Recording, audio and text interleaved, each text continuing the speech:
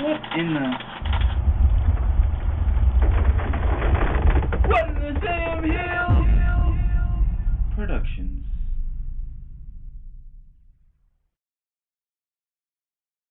The start of a tree in the making by a young man with paint on his clothing.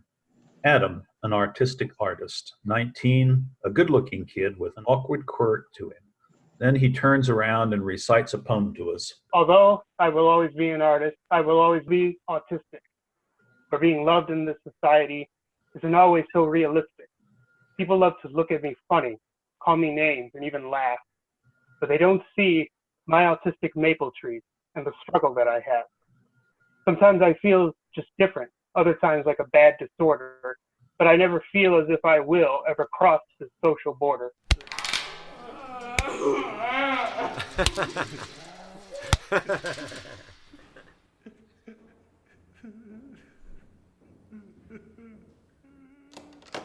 This is more than just a prison. It's a prison of the mind.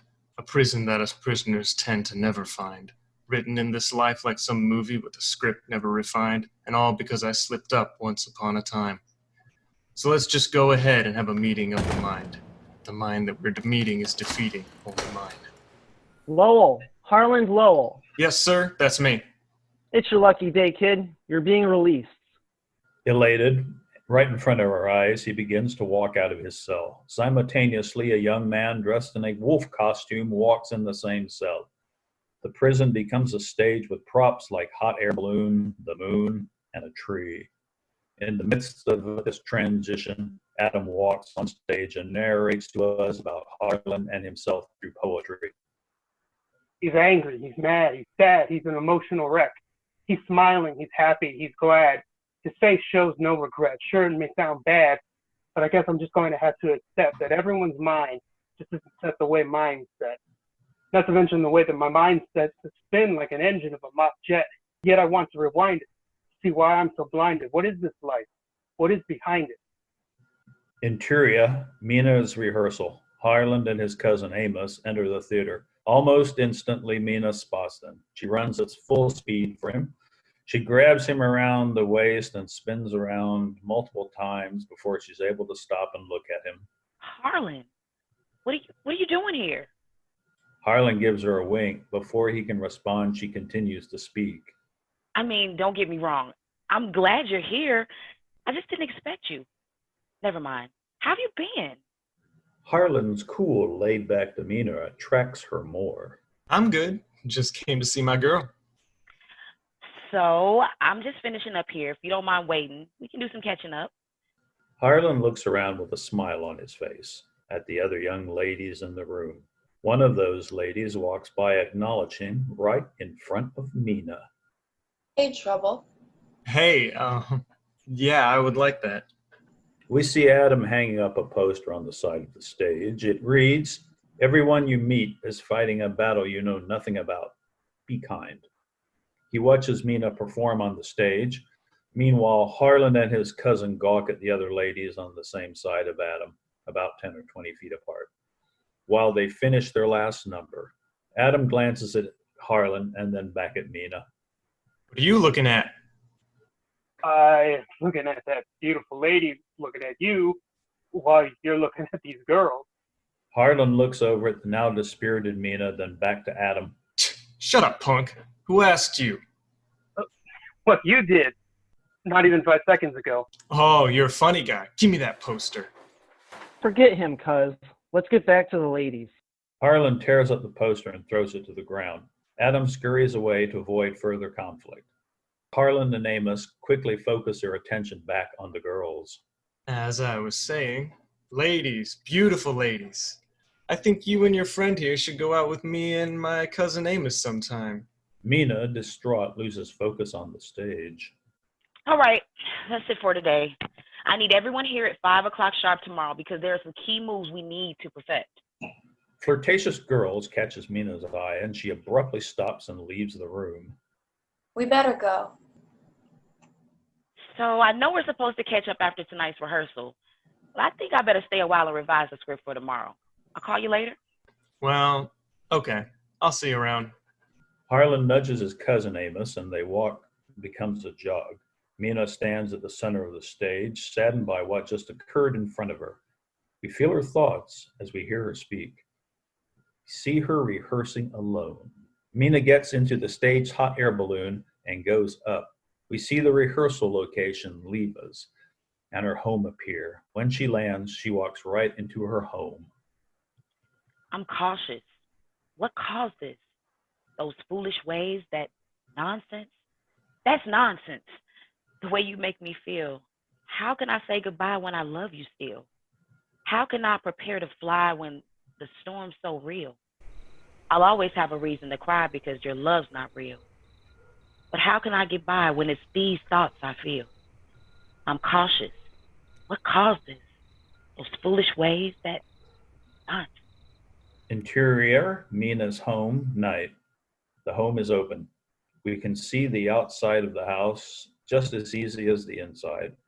We see Mina walk in and through her living room where her mother Leah and her sister Catherine are. Hey, honey, how was rehearsal? Fine. Come on, talk to your dear old mom. I want to hear about your day.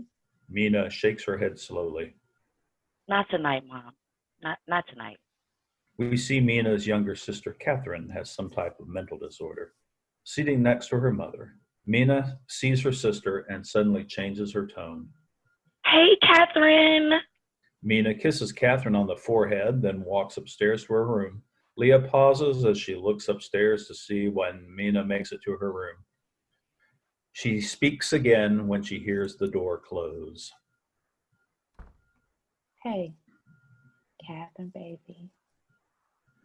How much money do you have? I have $200 saved up from cleaning for Mrs. Tosin. Still making sure Mina isn't listening in, she whispers. Let me borrow it. Okay.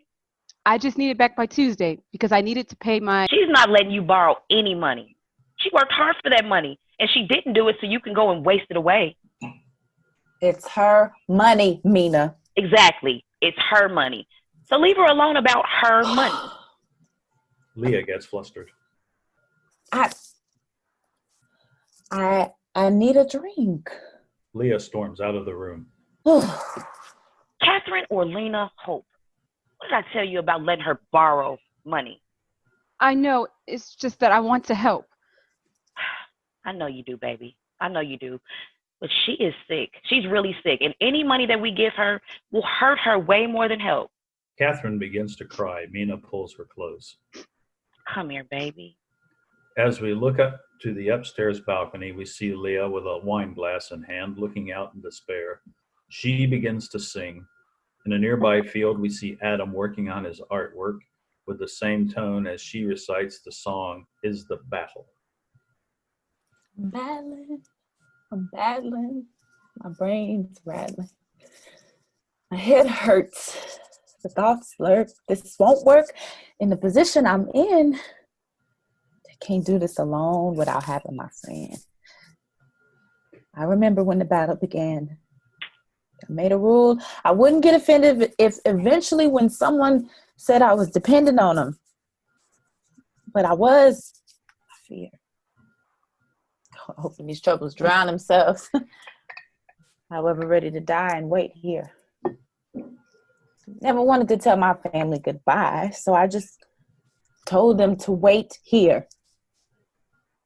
I pity the fool as the fool waits here. Now wait here as I try to explain it to a T.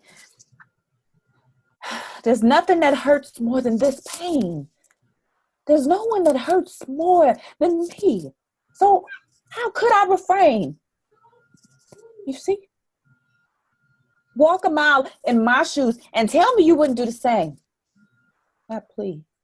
Lights out. Stars appear in the sky. One star stands out above the rest. We see the moon glowing. We hear Adam's voice. As he continues, we see the things that he speaks of in his poem. Interior wise man's office. We see a middle-aged man, very well dressed and honorable. His name is Abraham Wiseman. He is only focused on Adam. We see plaques and trophies along with movie posters on his wall. We quickly realize that Wiseman is a movie producer. Wiseman and Adam sit as Adam speaks. I saw her from afar, like the stars, though she's magnified like a telescope. Can't a fella just have a little hope? I'll give her the moon. All I need is a little rope. Beautiful night in June, and tell a little joke. Our flowers bloom as I tote a picnic basket and take a mental note. My life's fantastic as we enter our little boat. The water splashes just a little though. The ripples match with the rhythm of the flow. I never knew a love like this, but now I know you. Thinking that our love might kiss, I forever roll through.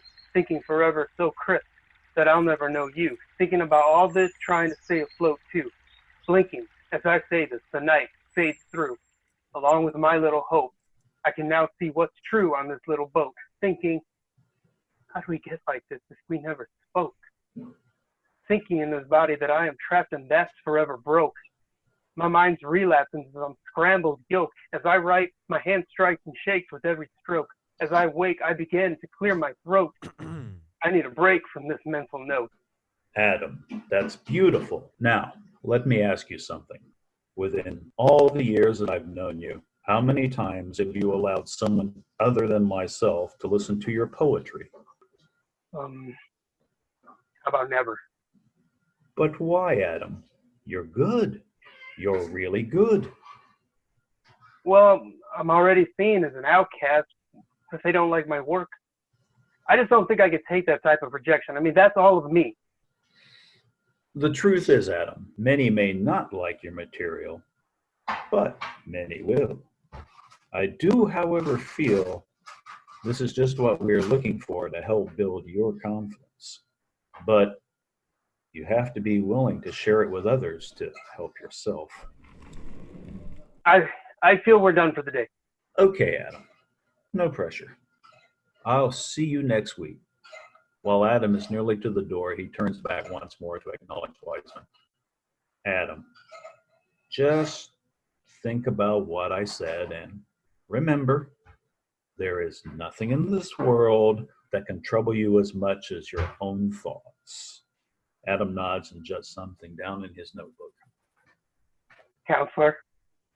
As he turns back to leave, he bumps into a lady coming in at the same time.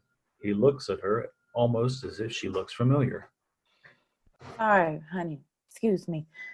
Adam continues on his way. Wiseman looks up at her. Leah? Hey, Abe. What are you doing here? It's good to see you too. My apologies. I did not mean anything by that. It's just I'm surprised is all. How have you been? Well, since you asked, not so great. I came here because I need your help. I need your help getting into rehab. Leah, you know I'd be happy to help. May I ask why now? It's simple, really. My kids. How is Mina? Wait, kids? Plural? Yeah, Abraham, kids. I had another kid after we went our separate ways. My apologies. It's just that I haven't seen you in years. 13. 13? It's been 13 years. And I haven't been the same since. You know, I'm sympathetic. I really am. And I'm willing to help you as much as you allow. I just can't keep putting them through such nonsense. And Mina? She's going to kill me if I don't kill myself first. Wiseman has a moment when she mentions Mina. Wiseman quickly stops daydreaming and zones back into Leah. So, question. Are you ready to be admitted today? Leah scratches her head in response. Well, not today. I have a few things I need to take care of first. Okay, I'll tell you what. Whenever you're ready, I'm here. Just please For the sake of getting better, do not wait. And I need a hug. You're still awesome. Thank you. You're welcome. And I'll be praying for you. She goes in for another hug. I love you. He's shocked by her choice of words, but hugs her tight one last time. It's so good to see you. Seriously. Thank you for all the support. It means the world to me. Maybe we could get together later this week. Wiseman smiles, almost if he knows he won't see her again next week. Leah leaves out as fast as she came in. See you later. Later, Leah. While Wiseman stands alone in his office, he takes a moment to remember a pleasant past. As he speaks to us, we can see his words come to life right in front of our eyes. Stage left, we see Mina preparing for her play, and Wiseman watching from afar. Next to him, we see a little girl with long black hair. While he recites his poem, Mina, we soon come to realize that she is a younger Mina in happier time. He explains to us about their history together. When people ask me what my happiest memory is, I tell them about you. I tell them you had long black hair and we met when you were only about 2. And tell them how you used to always follow me around too. We used to clown around as our love grew. Never mind how I might sound, but I fell in love too. I apologize if this gets me down as the memories pass through. I can only pray that the memories stay and just don't get past you. The reason our past had to pass is because our past was past due. I tried to stay, but she tried to play, and I wouldn't give her a pass to. I have to say, sometime in May, someone else started to pass through. Since then I pray, yes, every day that it just wouldn't get to mask you. The younger Mina and Wiseman laugh as Wiseman spins her around. They go off stage. Interior local diner, evening. Harland attempts to make up with Mina since they last spoke. Mina is very hungry. He nudges her, bringing on a slight smile to her face. Hey, you. Harlan. What, you hate me now? Yes. Listen, I came to spend time with you, but if you're not in the mood, I'll leave. Just leave you alone. No. Wait. You just made me a little mad when you and Amos were talking to those girls. Did you really have to do that right in front of my face? I was just making conversation. Besides, they have nothing on you. Besides, it wasn't exactly in front of your face. She pushes him. I hate that I love you. She kisses him without hesitation, then quickly gets back to eating. She addresses his plate. Are you going to eat that? Girl, what, do you have a tapeworm or something? Mina stops mid-chew, mouth still full of food. Kinda. What do you mean, kinda? I mean, kinda. Spit it out. She begins to spit out her food. Not your food, whatever it is you have to say. She gulps down some water and clears her throat. Amos walks up and Harlan gives him his attention. Well... Hey, great people. Am I interrupting? No. Yes. What's up, cousin? You know what? I can't stand you two. I can never have a moment. I'm pregnant, Harlan. There, I said it. Harlan sits there with a blank stare. Aren't you going to say anything? I mean, it's yours. Harlan scratches his head and rubs his face, then takes a deep breath. What do you mean, Well, how far along are you? Far enough, Harlan. He scratches his head again. Amos sits in the chair Mina just got up from as he counts on his fingers. So you're gonna keep it? Yes. Okay, well... Forget it. I can't even believe I thought you were ever worth my time. She walks off stage, rambling something under her breath, while Amos is steadily scratching his head, counting his fingers, and soon realizing it's possible. Harlan takes a drink from his glass. So what are you going to do? He slams the glass down with emotion. I don't know. I don't even have a place to call my own, let alone be a dad. That's fair. You know what we need to do, right?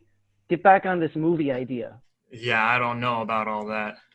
A couple months ago, you were all about it. Just because you run into a little roadblock doesn't mean stop. That's exactly what it means. I just haven't been inspired since I got out. You act like you just got out of prison after doing years. This time around, you only did like a month and some change. By the way, how'd you get out so fast? Something about a guy I have to see for parole. I guess he got me out for some reason. I guess, but unless he's going to give you a job, what else are you going to do? I don't know. Get a job somewhere else. Harland, I love you. You're my cousin, but more like my brother and my best friend. But you're a felon. I'm not sure what kind of job you think you're about to get. I'm telling you, this is the way to go. Yeah, maybe you're right. I'm always right. I gotta get to work before I'm late, and I don't really feel like hearing my mom's mouth. Cool, cousin. Tell Auntie I said hi. Indeed. Lights go out on Harlan. We watch Amos walk out of the diner and exit stage right. We find Adam stage left with his easel and paintbrushes working on his craft. Mina stands on what she believes is a lone stage and recites a poem. Risk. What is mine? My risk is being me. Proud though self-conscious. Loud though silent with misery. Love though still looking for love. Accepted though still seeking acceptance. Afraid though only a failure. A black girl in a scary world, although genetically I'm a young woman beautiful from the inside out, although the outside part I do not always believe. A young performer whose life is a stage, though I do not always see the spotlight on me. A strong-willed young woman. Through living a hard life, I had to learn to be so. Stepping foot through college doors was a risk that had to be taken. Stepping foot onto a stage is a risk that I must take. Stepping foot through the front doors of a job was a risk I had to take for myself and family. Discovering who I truly am and showing the world is a risk that if not taken, I would not be happy. My life is my risk, but the result is me. Are you a poet? Startled, Mina turns to him quickly. Scare me. Adam begins to pack up his belongings. Hey, wait, haven't I seen you around before? Do you work here? I'm a janitor. I clean. Yeah, I see you're hard at work. No, not really. I'm terrible at my job. She gives a faint giggle. So, what's your name, janitor? No, my name is Adam. Well, hello there, Adam. My name is Mina. It's a pleasure to properly meet you. I see you have a passion for painting. I love to paint, sculpt, write poetry, and play musical instruments. And it helps calm me down. You know, you should go ahead and add acting to your repertoire. Why? So this may sound strange, but I had a dream you were in this play that I'm working on, and I'm wondering if you would like to have a part in it. I don't know. I don't act. I don't think I can. Well, I have the perfect character for you so you wouldn't have to act much at all. Besides, if you put your mind to it, you can accomplish anything. What are you painting over there anyway? You have to wait until it's done. Fair enough. She stands with her hands to her sides and rocks back and forth with her feet, heels to toes, heels to toes. So, about that play? Fade to black. Interior Mr. Wiseman's office day. Harlan runs in for an appointment. He is already late. He enters the office. Hi, I'm looking for a Mr. Wise Man. Hello, Harlan. Allow me to properly introduce myself. My name is Mr. Abraham Wiseman, and I'm a film producer for a well-known production company that, well, to be frank, you stole from. Look, man, I'm sorry about your equipment, but I paid my dues. Besides, you got everything back anyway. I really just need you to sign my card so I can get out of here. You may not be aware, however, that I called for a favor from a few friends and they allowed you to be released earlier than projected. So what, you plan on continuing my punishment? I believe you must face the consequences of your actions and then be shown another way for the future. Honestly, I feel your time has been served. I merely want to assist in guiding you to another course. Okay, so how long do I have to do this thing? Until I am content with your development. And if I don't? I recommend we go with the less stringent option. All right, well, when do we start? We already have. Please, have a seat. Lights fade. Mina's rehearsal. In a staged forest area, we see the moon rise, a very unique tree, and a mature man walking his dog, a young man dressed in a dog costume. After seeing a squirrel, he breaks loose from his owner, barking and running after the squirrel. The dog and the squirrel run off stage, leaving the man behind. Adam stands on the left side of the stage during rehearsal. While painting on his easel, he recites a poem of a play within the play of our troubling journey. Behind him, we see Mina, our director, and the actors playing out what Adam is describing. Mina, with megaphone in hand, marches on a mission across the stage. As the moon rose and the night chose to be at peace within the air, we see a dog walk and a squirrel run, and an old man without a care. But nothing with such delight within the night can come without despair. So listen close to the story, folks, as it unfolds if you dare. Okay, that was good, but I want to see it one more time. I want you to think of a time when you didn't have a worry in the world. And I want you to portray that on the stage. Adam, you're doing great. Mina, I don't know if I can do this. Adam, what are you afraid of? Realizing what she has just done, she puts down the megaphone. Sorry about that. What are you afraid of? I'm afraid of putting myself out there. People thinking I'm a freak, a weirdo, a nutcase. Well, what do people think of you now? Don't answer that. The real question is, are you going to allow those people to define you? Yes. No, Adam. The answer is no. Everyone is afraid of something, but we can't let it get to the best of us. Well, what are you afraid of, Mina? I'm afraid you're going to have to suck it up and be in this play. Adam looks down to the floor. I'm sorry. That was mean of me. You don't like to answer questions, do you? What are you talking about? Are you a poet? I wouldn't say that, but something tells me that you are. What are you afraid of? Honestly, I'm afraid to follow my dreams. Aren't you following your dreams now? Adam, just because I'm doing it doesn't mean I'm not afraid. One day, my sister Catherine asked me what it takes to go to the moon. Because she overheard me say, I wish I could just go and dance on the moon without a worry or care. Now, whenever she sees me down, she asks me that very question. She doesn't realize that she continuously tells me to follow my dreams, even when times get rough. So now I want to return the favor to her and tell her to follow her dreams, no matter how crazy it sounds or what people say about it. I also want to prepare for this demented domain we call life. Does that make sense? Adam says nothing, only paints.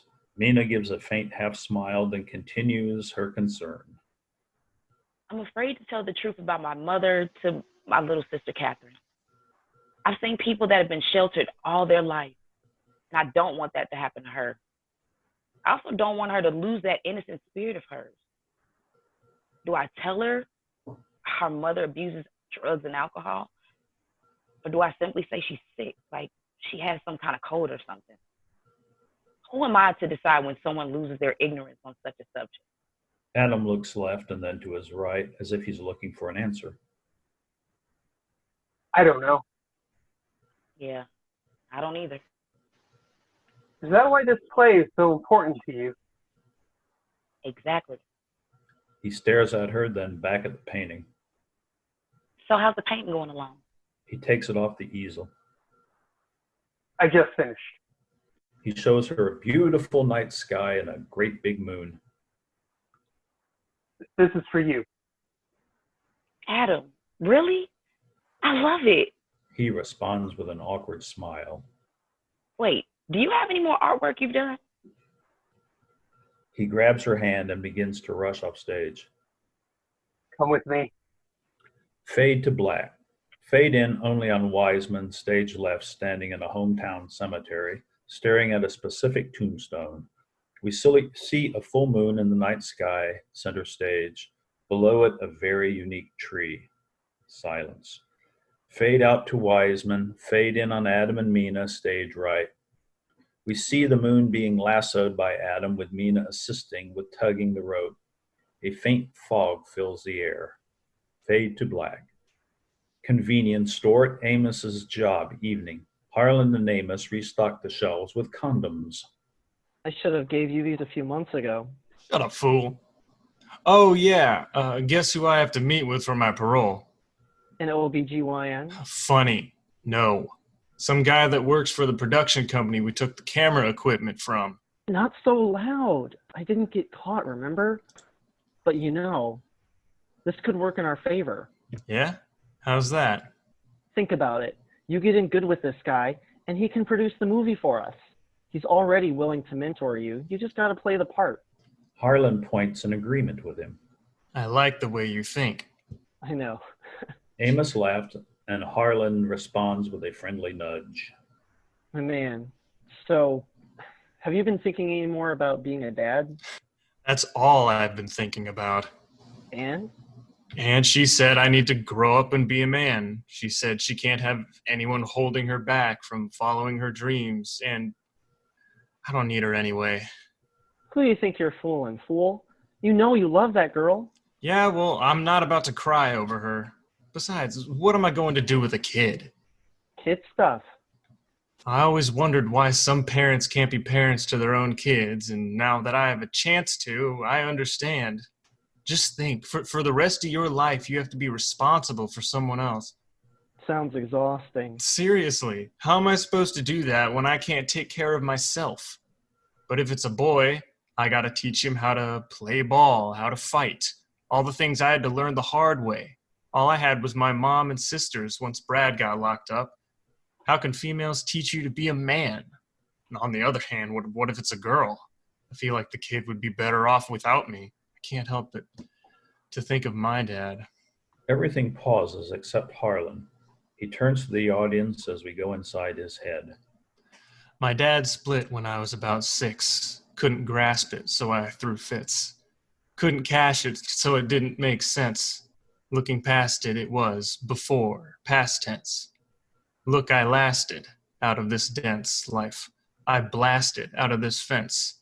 Dumb since my life was guarded by my world of girls. From the prince of this worldly world, since I've been in a world of girls. Hence the difference is the world of girls. Since no difference in this world of girls. In a sense, I've been in my world of girls. Wow, that was deep, kid. We're putting that in the movie for sure. Oh, great. Here's our first and last customer for the night. Watch him get pickles and condoms. We get some random people getting random stuff this time of night. Actually, I think I'm going to get out of here. See if I can get some writing done. You got me thinking. You be safe. Cool, cousin. You too. Pickles are right over there, sir. As Harlan leaves, all lights fade but his. He faces us. I stopped writing a couple of years ago, coupled by fears and inspiration. Like a fiend time, I'm steady, wasting my dream away. As I dream away, got a team today, one being my cuz, not really because we're related, but because we're related. To this dream we have to redeem the path, extend the future, extinguish the past. We're going to make it past the present, just as long as the presence of our past doesn't mask us peasants. We'll then make the path pleasant. Curtains close. Stage left, we see a work of art. A tree in the making. An Adam is creating. Adam and Mina ran across the stage in front of the curtains to the Stop. tree. Adam, this is amazing. You're so talented. It's so unique. I love it. It's a work in progress, but it's growing on me. Lights fade on Adam and Mina, stage right. Wiseman walks in front of the curtains and speaks to the audience. Someone else was my dame. Someone else was insane. Someone else in love with something else. What a shame. Not going to mention her name. Saw someone else that last week or two. Told someone else, I'm going to pray for you. Someone else said it's like a game. You want to play too? I said, so it can play me like it played you. Then someone else started to fade through. Someone else I gave love to. Someone else said, I love you. Curtains open. Wise man's office day. Adam stumbles into Wiseman's office. Counselor, Oh, hello, Adam. I have a painting for you. It's lovely as usual, Adam. Thank you. I'm going to be in a play. Well, now that's fantastic, Adam. What's the name of it? Adam looks around the room in deep thought. I don't know. Okay. Well, what is it about? He looks around the room again, a little longer this time. I don't know. I see. Do you think I should ask these questions before I commit? Well, it wouldn't have hurt. However, let's not backpedal. Once we agree to something, we must keep our word. I haven't actually agreed yet.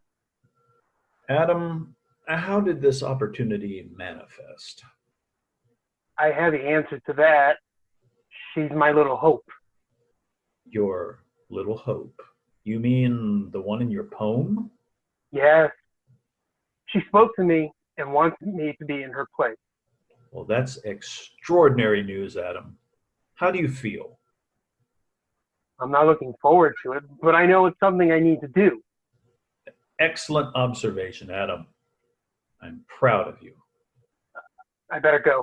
I don't want to be late. For your rehearsal? No, for my 4 o'clock TV show. I need to have time to make my popcorn and tea.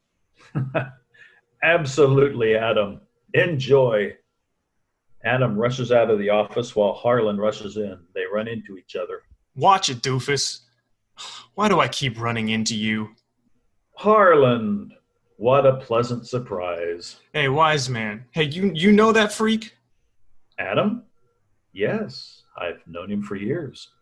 His father and I were good friends, and after he passed, I took it upon myself to look after him. Is that what you call yourself doing for me? I like to think so. I know how difficult it is in this world to find your way for some people, so I try to help however I can. Yeah, well, I could really use your help. I have this idea for a movie I'm working on, and it could use your expertise. It would be my pleasure. After we get our current affairs in order, of course. Of course. So what's next? Harlan, are you okay? You seem a little more antsy than usual. Do you ever wish you could take a break off life? Not suicidal, just to get your mind back right? You read the Bible to try to understand your life. Your hands go idle and now you understand about strife. You can't stay focused on just one thing, not the Bible, your life, or your dream. You want to quit. You feel like you've reached your limit, like this is it, and you know your dream's not in it. Your clutch burnt out and now you can't get back in gear, and all you can wonder is why you're here. My girl, a girl, I got her pregnant and I don't know if I'm ready for that. Wiseman rubs his chin, looking for the right words. Well, Harlan, that is stressful. It's stressful if you know you're ready. What would you like to see happen? Honestly, I wish I could go back in time and, well... Right. Well, when you figure out how to do that, let me know. I wouldn't mind borrowing your time machine myself. However, in the meantime, I recommend being her support system and helping in any way possible. You know, being a father may just be the best gift you will ever receive. Don't take that for granted. Are you a father? I am. Unfortunately, life can throw some curveballs at you that you just can't hit. All I'm saying is, if both of you allow it to be, it can be a great thing. One thing that I believe will help your personal growth is learning as much as you can about your own family history. Not just about what happened in the past, but why as well. Families' psychological histories are a lot like genetic ones, and from our conversations, you seem to have the gene for running away from your problems and possibly other troubling traits. If you are unaware of these traits, then you are unable to correct them. I hear you. Can you sign my card? Thanks. You are extremely welcome, sir. Now, let me know if you need anything. Cool. Well, I better be going. Hey, wise man. You're all right, man. Well, likewise. Mina's rehearsal. We fade into a room with no moon in the night sky, only a faint fog filling the air. The older man in Mina's place stumbles with his dog under a very unique maple tree. He kneels in front of him, vowing to avenge his friend. Adam, stage left, narrates the story. God, no! No, God, no! God, no! The man picks up his dog and takes him home to bury him. I will avenge your death, my friend. There was a young wolf with a mighty bite that would fight whom all was near. So, when the dog came, however tame, it was scarred from ear to ear. There was a young girl and a young boy separately searching for their light.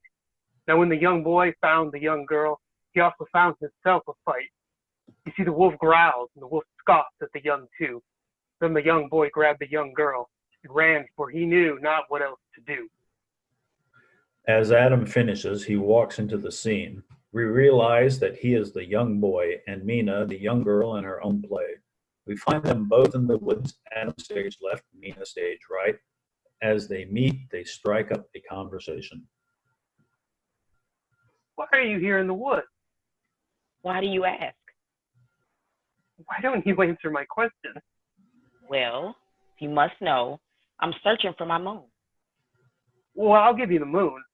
All I need is a little rope. Maybe this old balloon will be a good use after all. Adam takes a pocket knife out of his knapsack and cuts the rope off the balloon. He makes a loop out of it, and after swinging it around 3 times, he lassos the moon. As he tugs the moon, the wolf attacks them, making him lose grip of the rope. He's back. Quick! We need a safe place to go. Come with me. They run off stage with the wolf running after them. Fade to black. Lights dim on the present Mina as she walks off stage. Wiseman walks into a flashback right in front of her eyes, and we learn the reason he left. He picks up from the younger Mina and spins her around as they laugh and play. They then walk through the door that is to be only confronted by Wiseman's wife, Leah. You're the best. I wish you were my dad. We can make that happen. Really? Promise? Promise. Their joy quickly stops when Leah speaks with anger. You know what? Get out. Get out before I call the police and have you arrested for kidnapping. She's my daughter, not yours. You have no right. Wiseman walks right back out of the scene and talks to the audience once again. To reminisce, to think about the things you miss, good and bad things, man. I can write a list. That's why I can write all this because I reminisce. I remember I never really wished all this craziness. I remember because my life was so crazy that it made me pissed. I remember when I thought I would be good when I bought that great big house, just me, the kids, my spouse. He points directly to Leah's blouse. Everyone pauses but him. Until she wore that blouse. Lights out on everything except Wiseman. He pauses and wipes his tears. She had only worn it once before. I could see the hunger. She wants some more. Lights on. We see a rejuvenated Leah sleeping on the couch with a lifeless baby in her arms and wearing the same blouse Wiseman described. She was so much younger months before. I had just walked in. He looks at his watch. It was only 4. Wiseman walks next to Leah and the baby on the couch to give them a kiss. First Leah on the forehead, then the baby. After kissing the baby, we see he notices how cold he is. He touches the baby with his hands, then wakes Leah up in a panic, takes him in his arms and checks if he's breathing. He understands that his son is gone. God, no! No! God, no! God, no! Once again, he returns to the audience with the dead baby still in his arms. With tears falling down his face, he continues to reminisce, to think about the things you miss. Good and bad things, man. I could write a list. That is why I can write all this. Because I reminisce. We watch him walk off stage with his deceased son, fade to black. Mia's home day. Mina is now at home. She walks through the door to find her mother, Leah, yelling at her younger sister, Catherine, and throwing things and hitting her. Catherine, terrified, does not understand why she is being attacked. Mina quickly intervenes, tackling her mother to the ground, preventing any further harm to her sister. Mom! Oh, What is wrong with you? your stupid sister threw away my stuff. What stuff? My medication. Mina gets up in disappointment and responds with frustration. Mom, get out right now before I call the police and have you arrested for child abuse. I'm sorry, okay? I didn't mean to. Leah bursts into tears. I didn't mean to. Leah storms out of the house, mumbling something under her breath. Mina pauses to catch hers. Mina looks over at her sister, Catherine. Catherine or Lena Hope? What did you do that for? I just thought if I hid it, it would get rid of all of her anger. You know, bring us back our mother and get rid of her, this stranger. Now, day after day, things are only getting stranger. I feel there must be another way. She's someone else with this behavior. Everyone pauses except Mina. The spotlight is only on her. I go back and forth. I waver. Maybe I'm too afraid. I must admit that I should be much braver. But my bravery has outweighed the love she gave and what she did to the love I gave. I don't know if I forgave her. I wish she would just go away and do my sister and I thing. I don't want her to die, but I'm so angry I cry. It's so hard for me not to blame her. Catherine notices Mina's dilemma. She attempts to free her troubled mind. Mina, what does it take to go to the moon? Well, that depends. Do you want to make it there soon? Yes, I do. Can I go by balloon? No, silly. That only works for a cartoon. But maybe a rocket or a spaceship. Well, do you know, how long is the trip? It's a journey for sure. What will you do when you get there? Catherine sways from side to side in a dancing motion. Dance on the moon without worry or care. I love you, kid. And I love your innocence. Mina takes a deep breath. There's something I need to tell you about our mother. Catherine and Mina exit stage right to talk. Fade to black. Convenience store at Amos's night job. Harland and Amos play some scratch-off lottery tickets. Envy comes from people's ignorance of or lack of belief in their own gifts. It is never wise to seek or wish for another's misfortune. If malice or envy were tangible and had a shape, it would be the shape of a boomerang. Who is this imposter and where is my cousin? It's Mr. Wiseman. One of the assignments he gives me is to try and find and memorize a strong quote. He's been trying to get me to think outside my normal way of life. Yeah, well, I guess it's working. I know it sounds crazy, but I'm glad I got in trouble. Otherwise, I would have never met him. Yeah, because that makes sense. You know, the more I think about it, he's right. There's more to life than this. What's that supposed to mean? This life is too good for you all of a sudden? Nah, cuz I just don't think we have to struggle so much just to fail. I love the quote by Jessica Heron. You have to see failure as the beginning and the middle, but never entertain it as an end. Wiseman has really helped me. Yeah, well, if he really wants to help, tell him to produce this movie. Yeah, I talked to him about that. He said there are a lot of steps to it and that patience is a virtue. All right, okay, enough about Wiseman. What's up with Mina? You haven't talked about her in a while. Just giving her space. I know there's some things I need to focus on. You seem pretty focused to me. Hey, Mom. Hey, Auntie, what are you doing here? Honey, I'm supposed to be here finishing up my inventory. The question is what you doing here so late at night? Do I need to remind you about the work of idle hands? No, ma'am. Now, you know it's always a pleasure seeing you, but go ahead and get on home now, you hear? Yes, ma'am. Love you, Auntie. I love you too, honey child. And son, what are you doing just lounging around like I ain't taught you the importance of work ethic? You know, when you're at work, you work. He quickly straightens his posture. Yes, Mama. She begins to walk to the back, still with much to say. You know, that boy been in enough trouble, and you got the nerve to let him hang around here at night. I know I taught you better than that. Act like you ain't got no home training. Now, out of sight, a customer walks in, triggering the bell at the entrance. He gets back into his comfort state. Hey, how's it going tonight? Can I help you with anything? Customer 1 says nothing, just roams through the aisles. That's why I don't like helping y'all anyway. Another customer walks in but stays near the door. Hey, how's... whatever. Can we get a pack of Marlboro Reds? Yeah, sure. He turns to grab the cigarettes. Can I get you anything else? Welcome back with a gun in his face. Yeah. Give me all you got. Look, man, just calm down, all right? You got about 5 seconds to open the drawer and give me all the cash.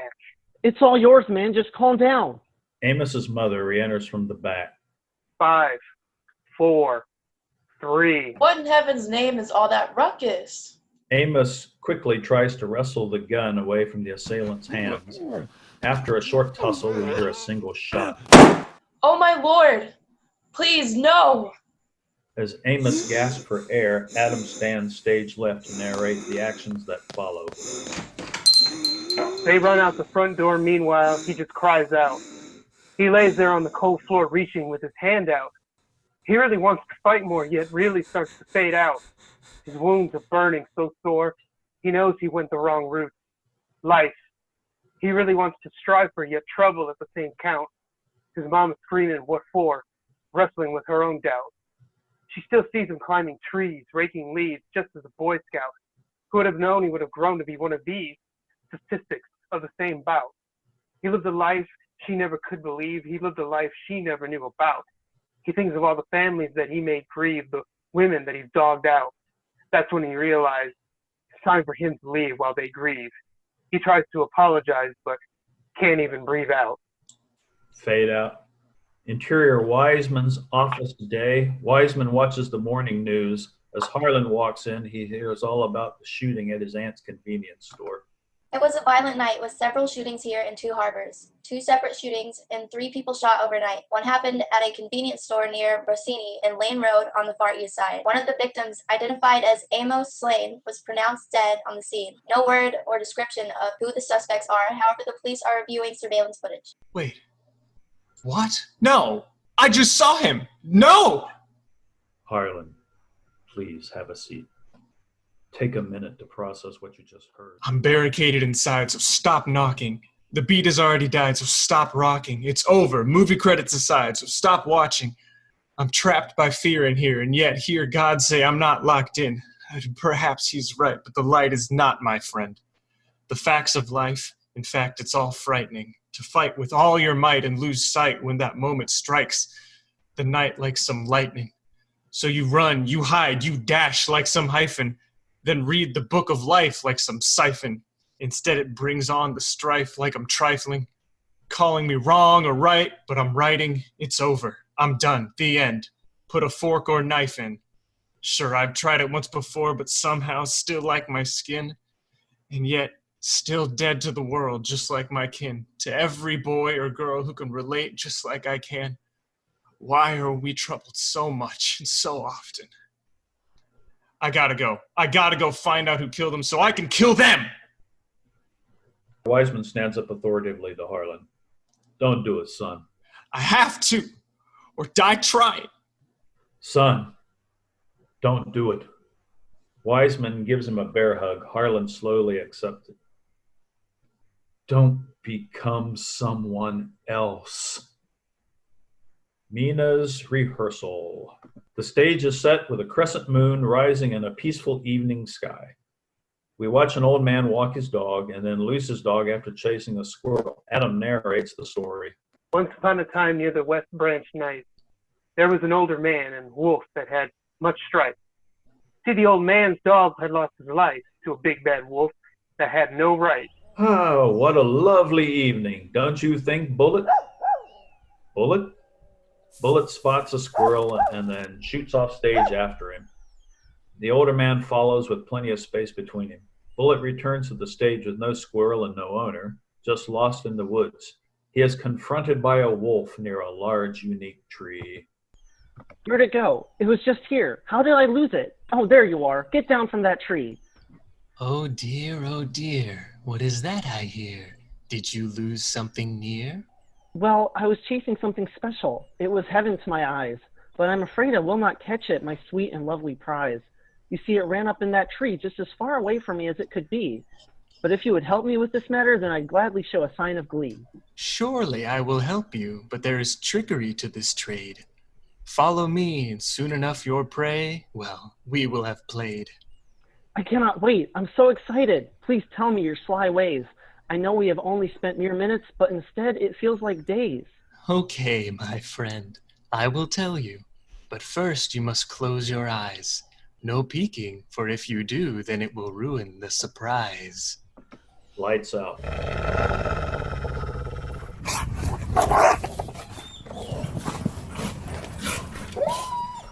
Bullet? Bullet! God, no! No, God, no! God, no! The man picks up his dog and carries him off stage. I will avenge your death, my friend. Stage left, Adam stands to the side as he continues to narrate. In time, the leaves fall and then grows. In love, the pain comes but then goes. While the clouds weep, the storm grows. The tree forgives as the wind blows to see a friend and win in all woes. It watches the ground reap what the rain sows. As the day sleeps, so the night rose. Because the tree lives, that's why the tree shows mercy. We see a hot air balloon fly high with Mina in it. Suddenly it begins to rain. Just a drizzle at first. Then we hear thunder, followed by more rain and lightning. The wind is too strong for the balloon, knocking it into a tree. All of a sudden, the tree is struck by lightning, damaging a large portion of the peak tree. Oh no! Help me! Somebody! Help me! What else could go wrong? I just had to ask. Now I'll never find it. The wolf slowly comes out of hiding once again. Oh dear, what is that I hear? Did you lose something near? Well, I'm searching for my moonbeam, the gleam from up above, the bright star that's so far but gives hope and endless love. How I dream for my moonbeam to show the way back home, for you will be shining sure and true, however far I roam. Well, I can help you find your moonbeam. Just let me help you down from there. Will you promise not to hurt me? Just come down here, girl, I swear. Hesitant, she slides down the rope from her balloon. So how are you going to help me find it? What is your plan with me? Well, first you must close your eyes, and then you will see. She closes her eyes, lights out, you hear a scream, lights on. You see her running away from the wolf. She runs off stage. Adam, stage right, finds himself in the woods. Mina reappears stage left, without the wolf in sight. Still running and looking behind her, she runs into Adam. You scared me. Adam begins to head the other way. Hey, wait. I could use the company. Why are you here in the woods? Why do you ask? Why don't you answer my questions? Well, you must know, I'm searching for my moon. I'll give you the moon. All I need is a little rope. Well, maybe this old balloon will be a good use after all. Adam takes a pocket knife out of his knapsack and cuts the rope off the balloon. He makes a loop out of it, and after swinging it around 3 times, he lassos the moon. As he tugs the moon, the wolf attacks them, making him lose grip on the rope. He's back. Quick, we need a safe place to go. Come with me. They run off stage with the wolf running after them. The wolf is suddenly found caught in a trap. Fade to black. Exterior grave site, night. Leah enters stage left to visit her deceased son. She stands at his tombstone explaining her flaws. I didn't mean to. I swear. Losing you was by far the hardest thing I would bear. People trying to console me. How could they? How dare? Only if you could hold me would answer my prayer. It was just a body making milk for a baby that wasn't there. It wasn't fair. I fell asleep and unaware, stopping your final breath, leading into your death. What happened to me? Only regret. So now I bottle it up trying to forget, and then I bottle it only to fret. That's when my cup runs over. And I neglect using a cup. I just take it all in. It's best I use it all up. That's when I lose all of me, then I lose all of us. When I lose all of we, then I lose all the trust. Yeah, just go bottling more. Just a bottling whore. Add some pills to it too. The feeling of it is so true. I'm not strong enough for this life. This pain's as sharp as a knife. The meds dull a bit. This life, I still just don't get. I can't even express how I feel. This life of stress is surreal. Being depressed is so real. She starts to cry as we see Wiseman approaching quickly from behind her in the distance. Tell me, how do I deal? She hears footsteps from the gravel path behind her. She turns and sees Wiseman. Tell me, how do I deal? Leah collapses in grief as Wiseman catches her. Still holding her close, he attempts to inspire.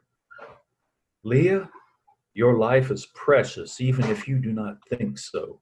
You can conquer this. You just need some help along the way.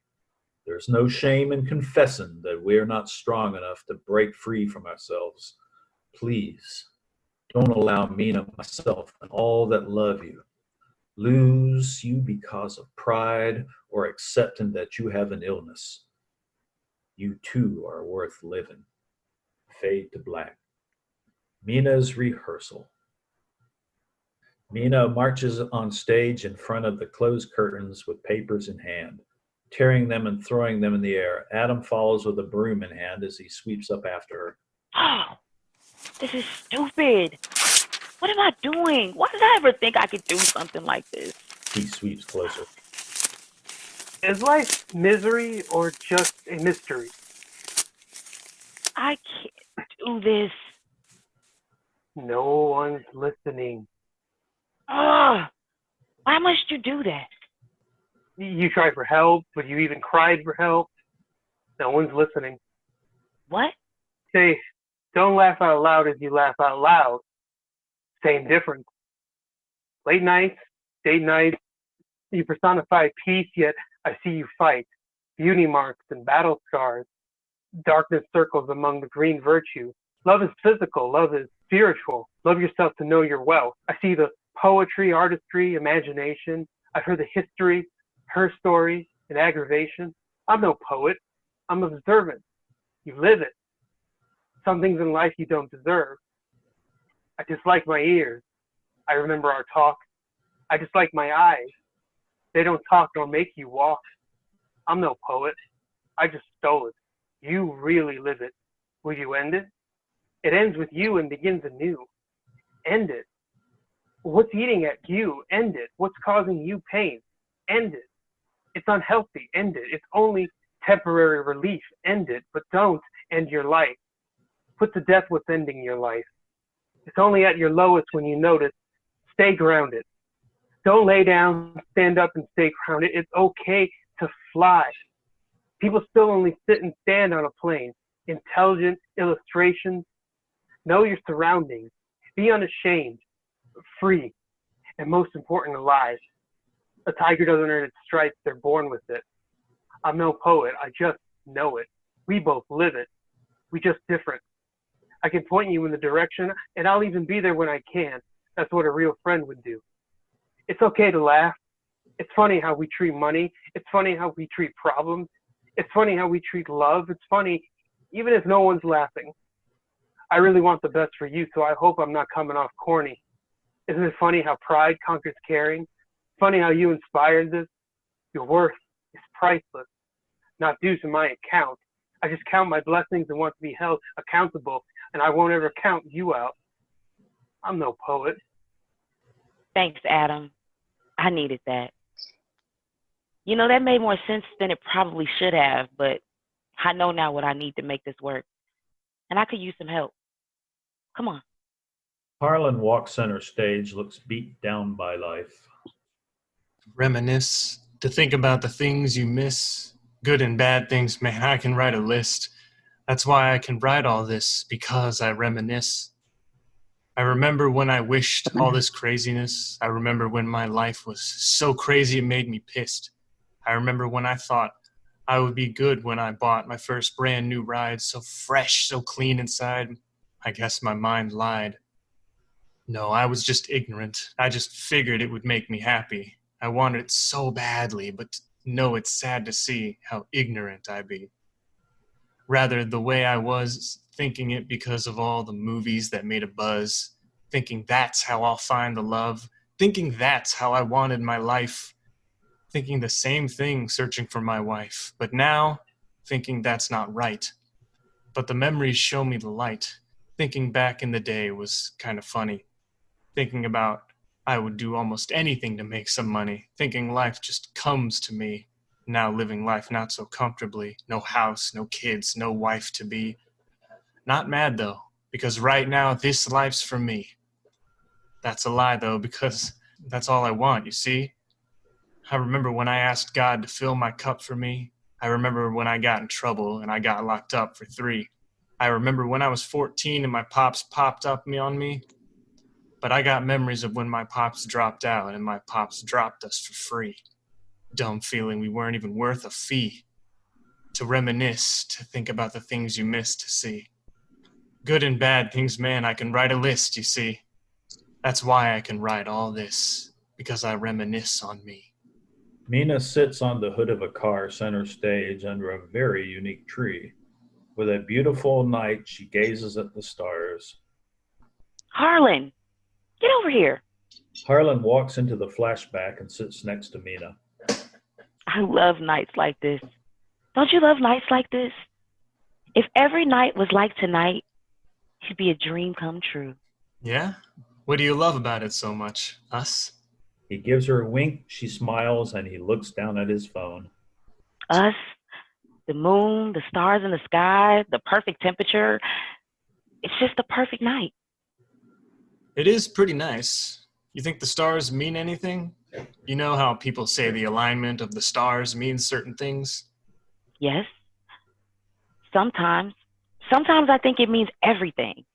We just have to figure out what. And sometimes I wonder if it means anything at all. Like, is there a meaning to all this suffering? Huh? Did you know that according to the signs, we are one of the best matches for each other? Did you know I need another kiss? They kiss. Suddenly, Mina jumps off the hood of the car in excitement. Life is amazing. I just feel so free. I just feel like a kid again. She spins around with a big smile on her face. As we watch her in total bliss, we watch him in total despair. Harlan comes out of the scene and talks directly to the audience while Mina is enjoying her moment. I don't know if it has a true meaning, but I'm a Virgo. I'm not quite suicidal, but I'm on the verge, though. I also have the urge to splurge, but I don't have the funds to burn, though. I got the need to speed in my life, but yet I merge slow, only because my future sight's blurred, though. So I speak my mind with these words, yo. Yet my life's defined from the past of mine. So lately my presence is like past in time. So while I'm sitting here passing time, everyone else is moving fast in line. Mina dances off stage in pure joy. Interior Wiseman's office day. Harlan sits but looks more like he's going to fall from the chair. Harlan, everything okay? Well, let's see. I lost my best friend, my girl who happens to be pregnant with my child. I can't stay focused on my dream, and let's not forget, I can't get a job to save my life.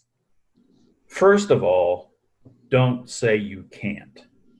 You can say it's hard. If you put your mind to it, you can accomplish anything. Harlan, the majority of our problems come from either not knowing our history or not addressing the issues of our past. So what are you saying?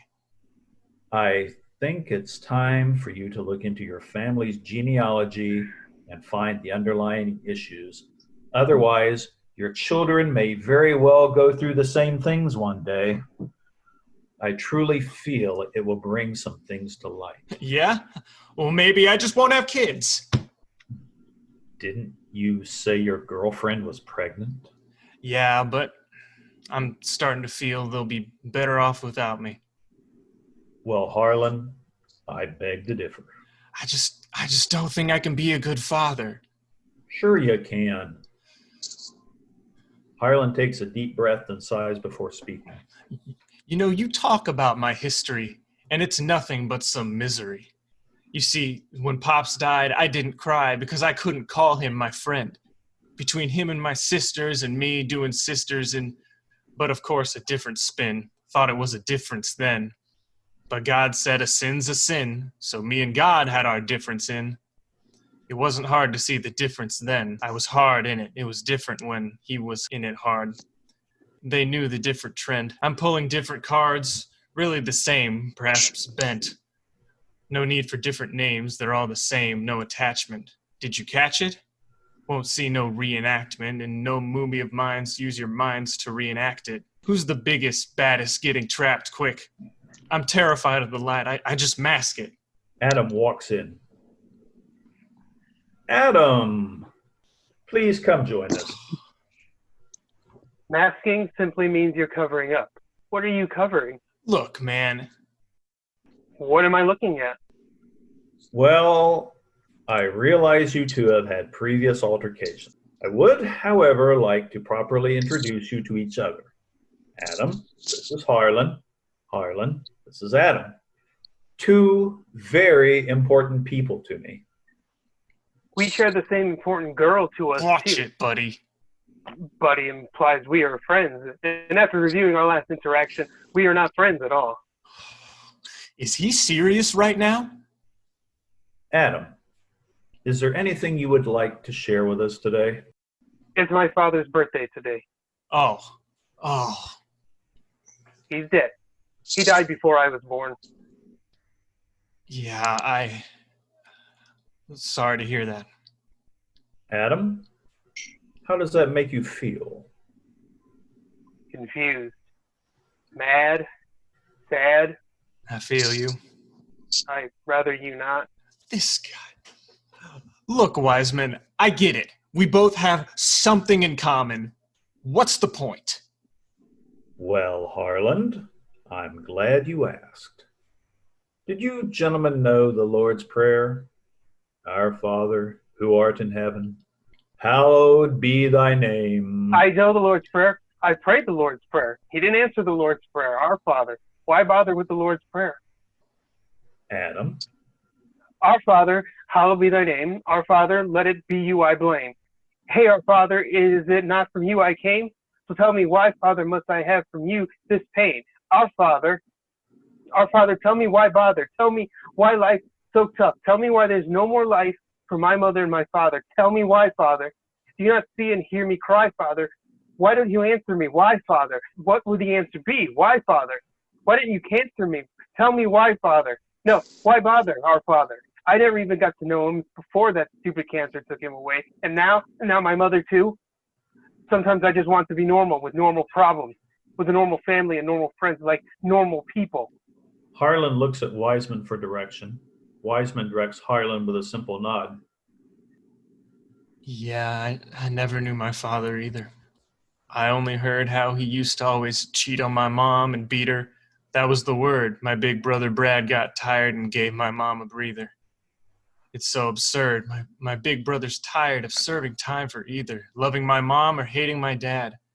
I hate it so much. I want him so bad. People want me to be happy and I can only be mad. You tell me to smile, so I do just a tad.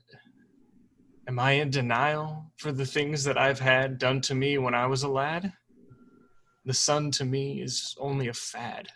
No pun to me, just a boy with no dad. First degree was given to Brad. My sister's plea was pointless and sad. My sister's in me is all that I have. No sanity for my mother and Brad. Humanity? Where's my comrade? It's just all bad, and I'm just not strong enough for this. While we see Harlan wiping his face, almost as if he is washing his emotions. Walking this road of life, facing twists and turns, searching for common grounds to every lesson learned.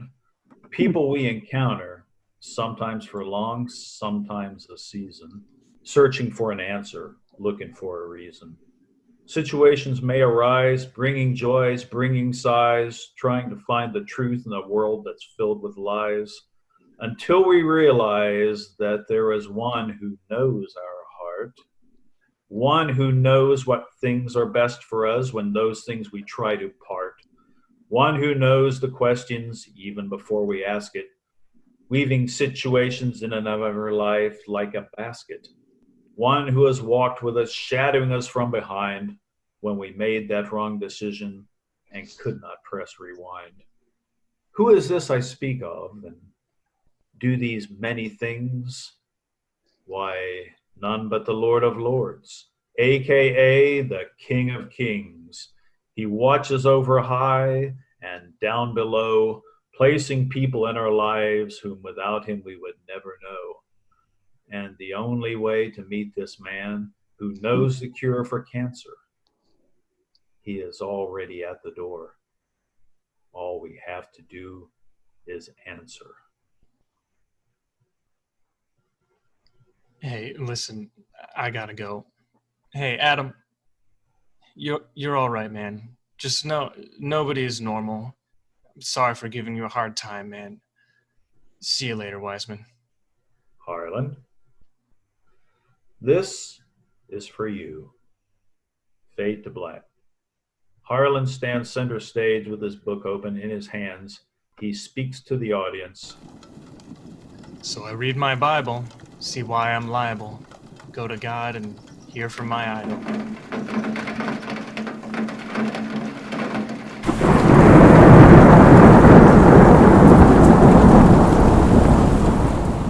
Remember when Jesus was picking a blind and making him see like that? Y'all blind because y'all try to see like that. So you trying to be so free like that? Open my book and read those facts. Me and men, we go way back. Y'all start to sin and get off track. It's like a school when you read all that. Get off the bull and on my back. Don't you see your life is me you lack? All I said was love and listen. But you don't love because you don't listen. I loved you like I didn't know you. Why? Because I didn't know you. You tried? No, didn't know how to. I don't know how, didn't I show you? Yeah, but I was so stubborn, didn't know my life was so governed. Didn't even show love to my own brethren. Oh well, I gotta put you in your place. Keep you humble, but bless you with my grace. Now come on, wipe the tears up off your face. You ate without me, you didn't like the taste. But still you doubt me, you think your time I waste? No, it's not that. I just got demons in me. Man, you got the worst envy. It brings out the worst in me. But I still love you, so I'll give you more time to adjust. Just let me know when you're ready, so we can further discuss your life and how it was meant for us. Okay, I'm ready. But when will she be mine? In due time, when crime flees your mind. What if crime never flees my mind? Still waters run deep, so I'll repeat. In due time, when crime flees your mind. God, I'm behind! Yeah, but don't worry, I'm gonna save you. Just believe, that's the reason why I made you. Harlan directs his attention back to the audience. I was born to brew up storms and throw fits like bees that swarm, so you throw fist fights. It's my means to mourn in all of these plights, to be so scorned. Yeah, I have these rights. My knees are worn from all those nights of pray and please till morn. Under all the street lights, so to ease what's been torn, I've been in my head like family trees are foreign, but it may get my head right. A star is born, just know it's no headlight. Mina's home. Mina, hey girl, how you been? Harlan. Come on, don't be like that. I've missed you, girl. Harlan Adwin Lowell.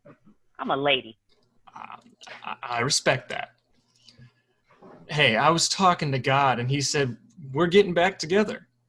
You sure you were talking to God? I'm serious, Mina. I asked when you'll be mine. Harlan, I've moved on. I don't want you anymore. I don't need you anymore. I'm glad you're talking to God or somebody, but it's time for you to move on too. I just want to ask for forgiveness. You wouldn't need forgiveness if you hadn't played with me like you did. I will not forgive you because I did nothing to be treated like that by you. I deserve so much more, and I promise it's your loss. Goodbye. He turns to leave, only to stop and turn back to Harlan. Maybe God was talking about the daughter you're about to have. Having a daughter? I'm having a daughter. I'm having a daughter. Harlan runs off stage with excitement and Mina cries for herself. Interior, Mina's home day. She comes home to an unusual, welcoming, and anxious Lita sitting on the couch. Mina, are you okay? Unable to hold back, Mina lets out a heavy cry as she collapses onto the couch next to Leah. I miss him, Mom. I miss him so much. But I hate him. How can I love him and hate him at the same time? Everything seems like it's just falling apart. What's wrong with me? Leah cautiously rubs her back. Oh, Mina. Nothing is wrong with you at all. What happened? I can't focus on this play. How can I teach Catherine anything when I can't even get my own life together? Harlan and I broke up because when I told him I was pregnant, he acted like he didn't want a child. Now I don't know how I'm going to provide for a child all on my own. I just really feel lost right now and just don't know what to do. Well, for starters, don't say you can't. If you put your mind to it, you can accomplish anything. Your sister looks up to you more than you think. She's learned so much from you. You've been there for her all the times I couldn't. You are an amazing young lady and a wonderful sister. And I know that you will be an outstanding mother because you've had to step into that role for quite some time. If Harlan chooses not to step up, know that you will always have me. While I have you here, there's something I'd like to talk with you about. While Mina pulls herself together, Leah gets up to answer the door. Thank you so much for coming. I really appreciate it. Please, come in. Wiseman walks in. Mina looks up as she wipes her eyes. Mom? She stops at the sight of Wiseman. She stares, she smiles, she gets up to shake his hand, only to quickly convert it to a hug. He hugs her back with tears of joy. He swings her around as they laugh and play like old times. Leah looks much younger again. Mina, honey, I want to talk to you about me looking into rehab. Abe here said he is willing to help me out, and I know it's time for a change. I know I haven't been the best mother. I want to do better for you, your sister, and of course my future grandchild. You know what, Mom? I was just thinking the same thing. Mina hugs her mom tight. They have a moment. Leah looks Mina deep into her eyes as if she's apologizing for all the pain she's caused. Mina responds with a soft smile, telling her everything is okay. I already have my accommodations scheduled for rehab, but first, Still looking at Mina with a smile. I think it's time we introduce him. Mina smiles back and shakes her head in agreement. Abraham, there's someone I want you to meet. Leah takes Mina by one hand and Wiseman by the other. Catherine, baby. He looks at Catherine and concentrates on her facial features, then back at Leah with a staggering stance. Catherine? Leah, are you telling me? I always said if we had a daughter together, we'd name her Catherine or Lena. Mean and pure, innocent, and trouble-free. Wiseman, surprised and overwhelmed with joy, hugs the three of them tightly.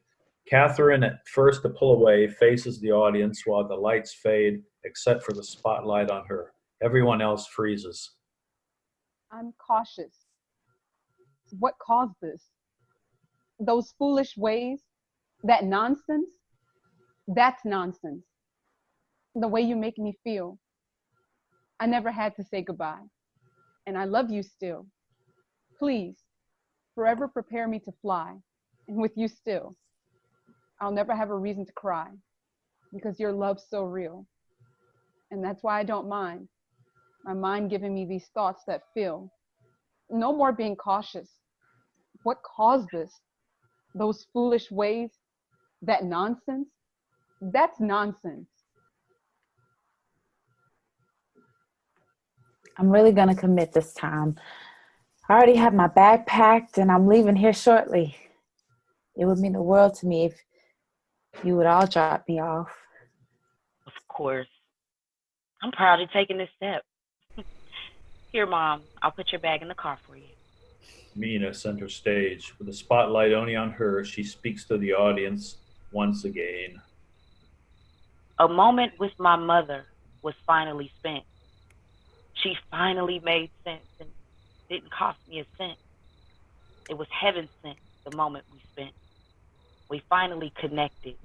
She finally respected in my own heart.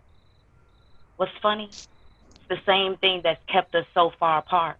She's finally a part of my heart again. I'm willing to mend. I'm willing to spend time with another. And it's all because of a moment with my mother. Exterior Mina's home day. As Mina walks to the car, Harland walks up to it. Hey, Mina. How are you? Harlan. I'm sorry, Mina. I'm sorry for all the pain I've caused. Do you think you can ever forgive me? Mina puts the bag in the car. I forgive you, Harlan. I don't know what the future holds, but I know what I want out of life. And right now, it's more than you're able to give. I wish you the best. I challenge you to be in our daughter's life for her sake and yours. Just think about not having your dad around. Now, I really have to go. She walks back inside and Harlan opens up to us.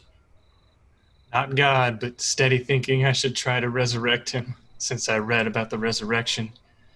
It gave me a new perception, willing to accept him. honor, love, but little can respect him. As I look above, I don't know what I'm accepting. Curious if he comes around, what's next then? No longer down, I'm stronger now. Refuse to lose, throw in the towel on my kid, do what he did. Not here to fear his history. I've already won, just came to claim the victory. As Harlan walks off stage, the family heads out of the house to the car. Mina, Mom, Dad, are we ready? Ready like never before. Fade to black. Mina's play. In the staged forest area, we see the moon, a very unique tree. The mature man watching from afar as Adam and Mina run on stage. Don't tell me you're just gonna run away. I was promised the moon from you. Reluctantly, he heads back, only to find the wolf now trapped in a cage by the old man. The wolf cries out for help. Meanwhile, Adam finds the moon still lassoed. He brings it to Mina. Compassion for the wolf comes over the man, and he decides to set him free. Without harm to anyone, the wolf gives a signal of thanks and runs deep into the woods. As Adam walks to Mina, giving her the lassoed moon, he closes with the ending of the play within the play. Then the young girl said to the young boy, I had a dream. I was promised the moon from you. So he backtracked with his knapsack, although looking rather blue. When they came back, they found the old man intact with a face that seemed somewhat new. Not far away, well, let's just say the wolf was right on cue.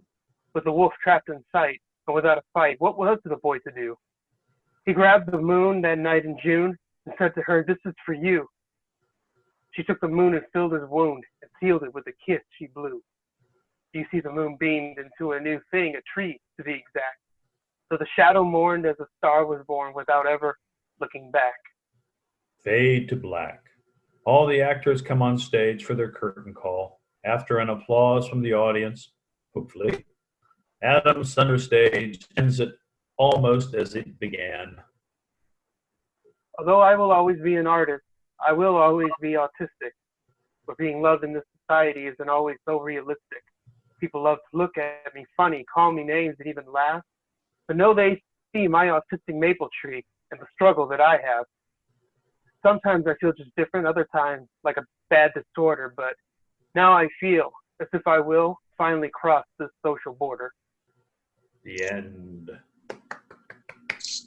Wonderful, wonderful. Thank you so much. All of the actors, a round of applause, not only for Sam and his beautiful story, but the actors who brought it to life. Feel free to start turning your cameras on if you'd like to participate that way. I will also keep my eye on the chat if you are unable to participate via video, so if you have comments and things as we go. But amazing. Sam, how was it like hearing that kind of read? Yeah, just like you said, amazing. I love every moment. Yes, I love that. Yeah, we had some fantastic talent. So thank you again so much. If you're able to stay for the discussion, my wonderful actors, we absolutely encourage it. But I understand that your time is precious. You have to go. We understand that too. But there's a lot to unpack in this piece, so I just want to get to it. But let's start with how we're kind of develop this this feedback opportunity. So because it's Zoom, it's easy to talk over each other. So we're gonna try, like, if you have the video, kind of raise your hand here, and I'll get you. If you can have your mic on mute before that, that'd be great. If you don't have your video, there is a hand raising function that you can use. But if I don't get you, pop something in the comments, and I'll try to get to that as well. But fantastic job, Sam. You should be very proud of what you got here. Sorry, my dogs are in the background, just loving life. But let's start with the positive. So what were things that we really liked about this piece? I mean, I think the thing that I take your poetry and how you use that to tell the story and you truly lead into that is just, oh, I love it. It really engaged me from the first second. I feel like we're gonna get a lot of really good things with the poetry. So I just wanted to start with that. How did we feel about the poetry? What did we like about that? Marsha.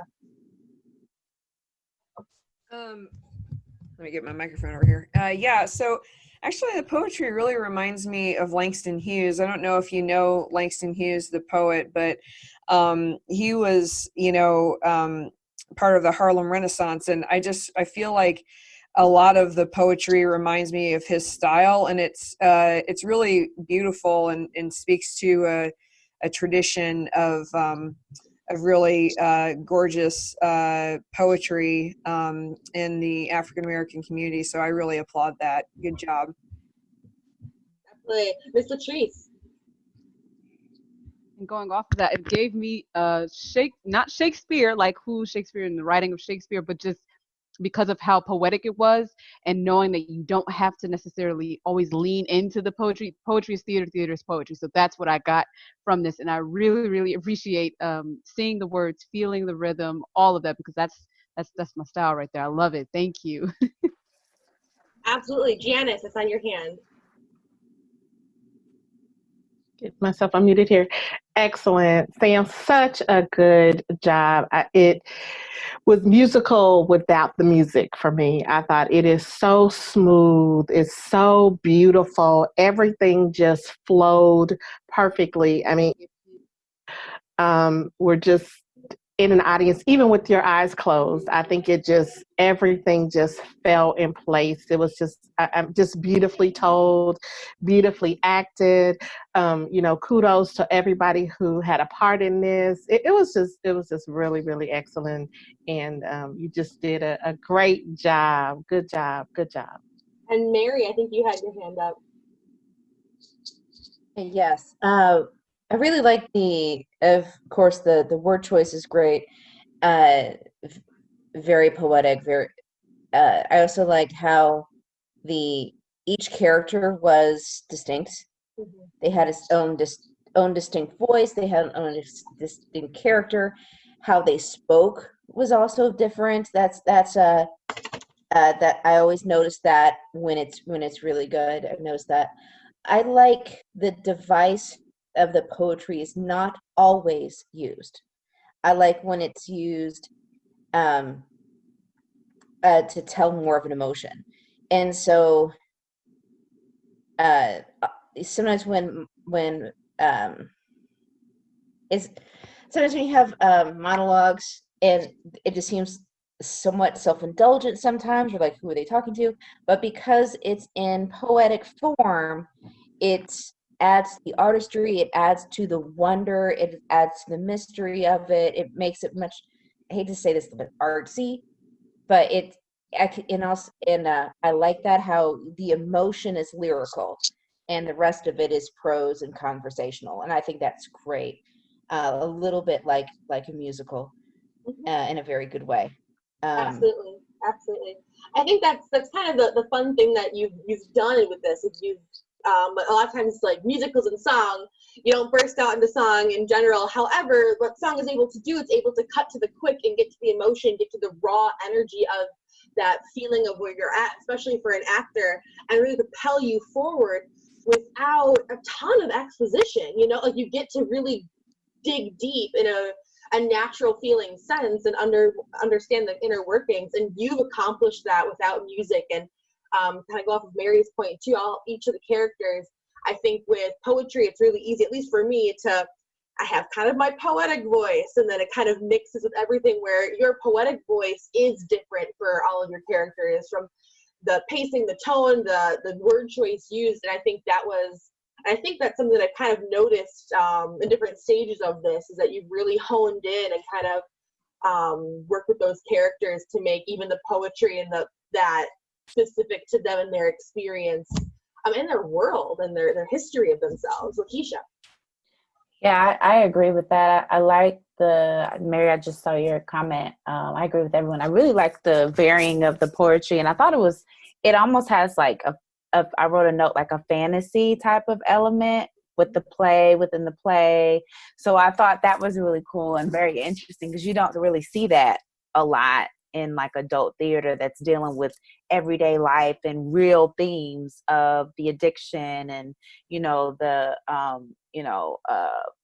homes without fathers and fears. And I really like that. And I like the challenge as an actor to like recite the poetry, but it almost felt like spoken word to me. And when you listen to spoken word, it's just like a cool song. Like you just get into it immediately, but it doesn't feel, you know what I mean, like a poem. You don't even realize, I'd imagine that's how it would be performed. Like you don't even realize like, oh, that, because there's so much emotion that you can connect to each of the words. I thought that was really cool. Yeah, absolutely. It was powerful. Andy. Yeah, well, you know, Sam, as you know, I love your work. I love this play, and like you commented on this already, but the play within the play, I don't know. I just found that really delightful. The way that what was happening on the stage and the play within the play was then commenting on the action off stage, which I thought was really, really theatrical. I really liked that. And the other thing that I really liked about it, and I think Lakeisha sort of commented on this too, so I'm sort of borrowing or taking that as a springboard, but the stakes are so high for everybody, right? You know, so your protagonist has this play she wants to produce, she's going to have a baby, and then the mother is struggling with her addiction, and there's this younger sister just sort of trying to be a good family member, and then you have Harlan who's getting out of jail and is trying to get back on his feet again. So you have a lot of really, really powerful stakes for all the characters, which causes us to really invest in what's going on with them, and we're very curious to know where this is all going to go. So yes, and I also want to say, just finish. Is this your first full draft, Sam? No, I've been through a few. It's been, because it keeps getting better and better, and just continuing to stay in there and continue to work on it and improve it. I'm just so proud of you, because it can be. This is part of the path of the playwright, as I only too well know, is going ahead and kind of circling back and then circling back and continuing to refine it. And I'm so proud of you for staying with it and continuing to develop and make it better and better. So congratulations for that. Absolutely. I've been very blessed, or I feel like I was in there during your first round of classes when you were first working on this, and then I saw a piece of it in the 10-minute play festival, and then we read it different times. Like, I just feel so blessed to be part of it, and I want to really applaud one of the things that I think I've seen the most growth in this piece, because I've always loved it, and the poetry was always, I think, one of the strongest pieces to it. That is just such a natural fit for you that you are able to do that. But what I really have been appreciating in the changes is the specificity that you're giving to this community of people. And that's really what you formed here, where I think the first draft, while it was great, you had all these individuals, but it was harder to get them to come together and really see how they really ebbed and tied with each other and how they were all connected. Where here, you kind of start with all these individual stories, and then they just mesh into this community. And there's not truly, in my opinion, there's not this big bad that there's just one guy that you hate. Like, they all have their own arc. And you've kind of got this episodic, progress in this play with each of these characters. And obviously you have Adam, who is definitely who you're tracking the most throughout, but I was almost equally engaged in so many of the other characters, and they take that moment. And that's something I've really seen grow with your work, that I'm just like so proud of you and so amazed and just like really impressed, because that's been a fantastic thing for you to do, and how you really work with that. And I think one of the biggest things is that specificity. You didn't pull from those punches. You really just kind of leaned into it and let those characters just start going, and it was just beautiful. Other things that we enjoyed, we've addressed the poetry and the language and some of the characters. What are other things that kind of stuck out to us in a positive way or made us feel a certain way?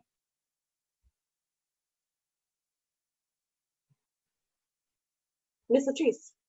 Just the mental health awareness, mental disabilities, all of those things included in there just made me, it didn't seem like it was one of those things where it's like, I'm talking about this, but it was ever present and displayed and written very, very well. I really appreciate it, especially for my character, Catherine.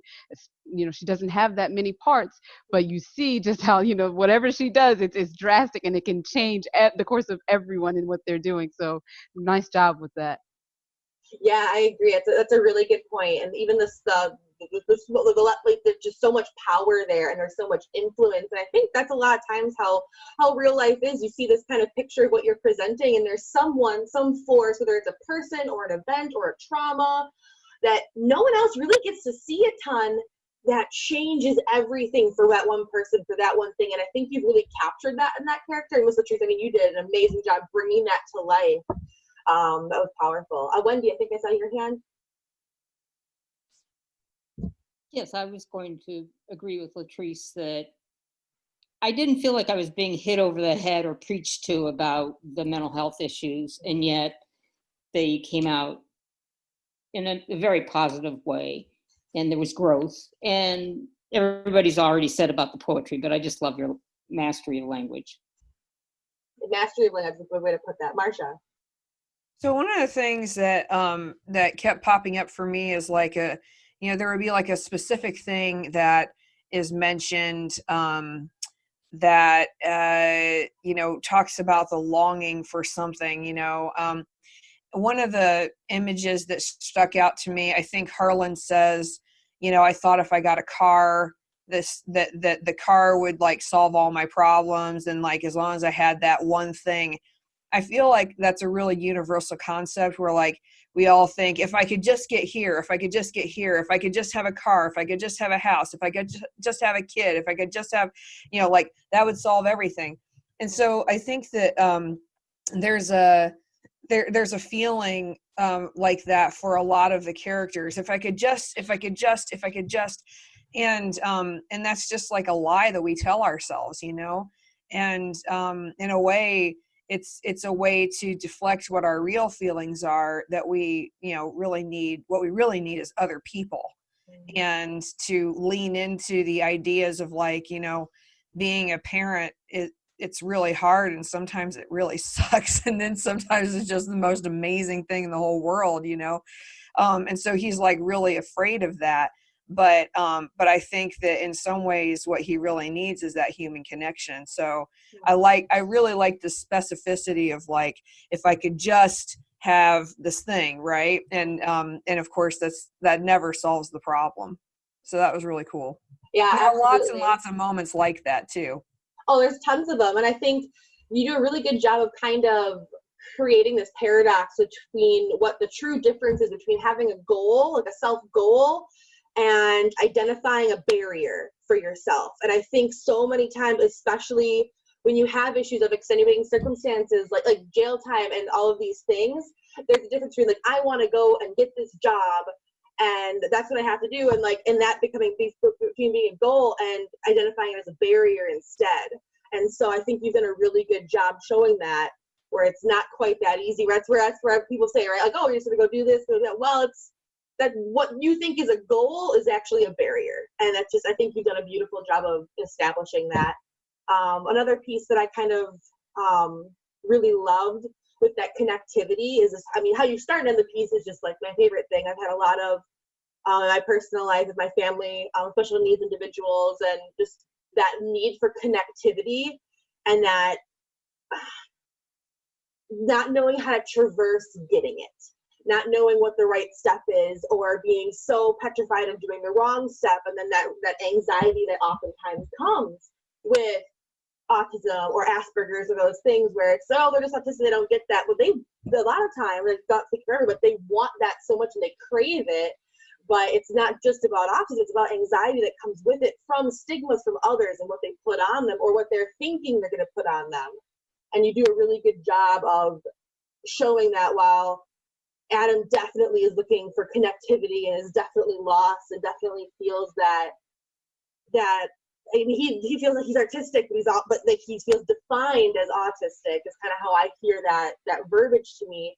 And he's such a good job with all the kind of, there's thousands of parallels in this piece, but how everyone is feeling defined by something, by some trauma or an event in their life that they've kind of at some point given up because they don't know how to handle it. And no one's ever been, hey, let's do this together. No one's done that before until, you know, you have wise men, you have like all those different characters who then they kind of step up and they see that. They don't see an action, they see a reaction. I think that's such an important differentiation when, I mean, and it's so worldly and relevant right now, right? And so it's just a beautiful thing that you've done. And I think even though you started this process, like 2 years ago now, a year and a half, I don't know, it's become more and more relevant and more specified. So I really appreciated that. Mary. Maybe gilding the lily on praise for a second, but I wonder how I could vision it both on stage and also in like a movie. And I wonder like what the rating would be. I'm thinking it's like more PG-13 because I can see it being applicable to many audiences. Definitely a secular crowd, but also a spiritual crowd as well, because it does have so many spiritual elements that are not branded Christianity. They're not branded that way, but they had definitely some spiritual truths. And I think that this is the kind of story we need today.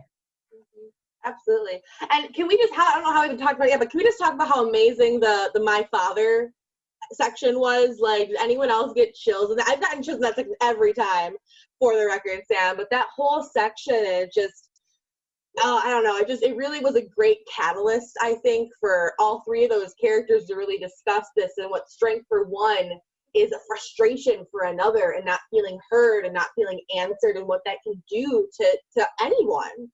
And that was just a really, like, I was like, yes, let's go. It was like, oh, it was such a great moment. So I think that's, my favorite part of the piece, where your language and your poetry really escalated to a boiling point. And I think that was beautiful.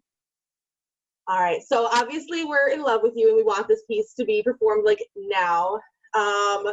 But let's talk about other areas that we could improve on. Obviously, I always like to make sure that when you're getting feedback like this, it's because people are really tracking with your pieces. I hope you can hear that, Sam, as we're discussing it and really vibing with these characters. So any feedback that comes out of this, whether you agree or disagree, it's because we all want a piece of your story. We want to be part of this, and we want to, because we're invested. So we'll kind of open up to, let's start with anything that hit you a little differently, or that confused you, or maybe took you out of it. Andy.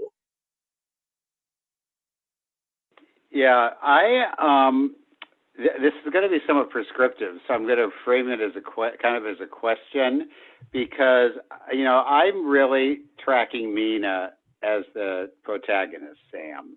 It feels like it's really Mina's play, and she's the one who really has the breakthrough at the end as the whole family gathers together, and it feels like she's really the catalyst for that. And Mina has like two sort of major, I feel like she has two major things. One is the play is really, really, really important to her, and she has to figure out how she's going to be a mother. And I don't think those two issues are actually unrelated. I'm not sure exactly. It's like giving birth to an artistic project is actually similar in a way to having a child. And I think you could make that connection between those two clearer. That if somehow Mina can pull this play off, she knows she can be a good mother, or she knows she has the creativity, something, right? And I actually wondered what it would be like if the final scene takes place on the opening night of Mina's play. Because that would be an event that everybody in the show would have to come to, right? So Arlen would be there, Wiseman everybody would be there. So we get to see that she's been successful in putting the play on, and it's the event that calls all of the disparate characters together and allows them to have their bonding experience. It's the creative act of Mina in accomplishing this play that has pulled everyone together and allowed them to have their breakthroughs that they needed. It's her artistic act that is the final thing that convinces the mother she really does need to get sober, right? I think there's something really, really powerful about creativity, and I think it can be transformative. So that's just a question I have, Sam. Do you understand what I'm thinking? Yeah, I'm with you. So anyway, I just wondered what that might be like and how that might manifest. So I'm offering that to you. Take what you like and leave the rest. I think where I felt, and it was small, but I felt a little bit of connectivity when she took the time and patience to sit down and talk about what he was afraid of, and it was a very mothering moment. And I wonder if that could have maybe been a little stronger of a choice there, as opposed to kind of putting her director hat on and really taking that off for a minute and really connecting. I think is what she does, and I wonder if that could be almost a way to open that door a little bit into that process. But no, that's a great point. Any other thoughts? Yeah, Ms. Latrice. I was a little confused with the last poem towards the end. I know it's almost like a resolve and a resolution to wrap up the character in the play, but it just seemed like it came out of nowhere. And I don't know if there's wording that you can add that will make it make more sense to me. It seemed like something more so that Mina or even Leah's character would say, as opposed to Catherine. Because as I was reading, I was like, are these my words? But I was like, no one stopped me, so I'm gonna keep reading. And I don't know what her resolution would fully be. I think, of course that's up to you. But yeah, that was the only for what I was doing with Catherine. That was the only part where it really just threw me off, and I had to like go back into character mode. Like, okay, just keep reading until someone says you're doing it wrong, Latrice. Sure. I tracked that a little bit too. It was more, I think that because you've built these amazing characters, you have so much. You're so you have this desire where you want to wrap everyone up and you want to make them all feel fully complete. And I would challenge you to look at some of those characters, and I would maybe make the argument for a couple of them that some progress is enough. I don't need their issue to be solved. I don't need them to fully understand themselves and everything. I need to know that they're on that track. Because otherwise it comes up a little bit too clean or too ready if you didn't maybe have enough time. Maybe it's a 90-minute piece, right? You don't have it, and you have all these wonderful characters that are so complex and so many issues. You just don't have time to fully get into the nitty-gritty with absolutely every piece of it, and I think that's okay. And so I would just kind of put that out there. You take that at what you will. I did notice that a little bit. I was like, this seems like maybe next year she could be closer to that place, but it just felt like she wasn't there yet naturally for me. Wendy. Yes, I was a little bit confused as to her age. That wasn't really clear to me, just how young she was. And there were some comments about how it might look as a movie, and I'm not that conversant in plays as maybe some of you are, or playwriting, but it seemed like there were a lot of scene changes and that it might be a little bit tough to stage. No, that's a great point, Wendy. I had a couple of moments like that too, where I think that, if you're doing it kind of like a movie, like, oh, this works here, it works there, but you have such a beautiful piece where it just flows all together. I mean, it's like one spoken word piece, like all together. It's got this flow and it's got this rhythm, and I think that's much more important than some of the specificity you have with some of those stage directions. The one that comes out to the car, for example, because the car isn't there that much. As far as the piece goes, I don't think it needs to be there. I think there's a lot of things you can do for it, and you already have so many times when you lean into the theatrical. I think that is a great shift to just kind of, how can we do that on a stage while still keeping the timing that you want? Because can we put a car on stage? Absolutely. Have you seen that done? Absolutely. But the car will be on stage a lot more often, or it'll be a really kind of cheap looking car. Like if it's one of my productions, it's there for a scene and a half, and it's like, all right, well, here's a tire, this is a car. It's just, that's just some of the unfortunate issues that you have to face, especially with theaters today and budgets. And sadly, that is sometimes, some theaters are really able to get creative and they're fully prepared to go on that journey. I'm not saying that someone couldn't do that, but I unfortunately do know that some where you see that and you love the piece, but those dollar signs keep racking and there's just a lot of work to start thinking, and they don't finish it. It just goes on the no pile because it wasn't easy enough for them to push it. Now, this is a great piece. Someone will find it and be like, yes, we're doing that. But to do yourself a couple favors, and I think just, to me, kind of going to Wendy's point, you've got that flow.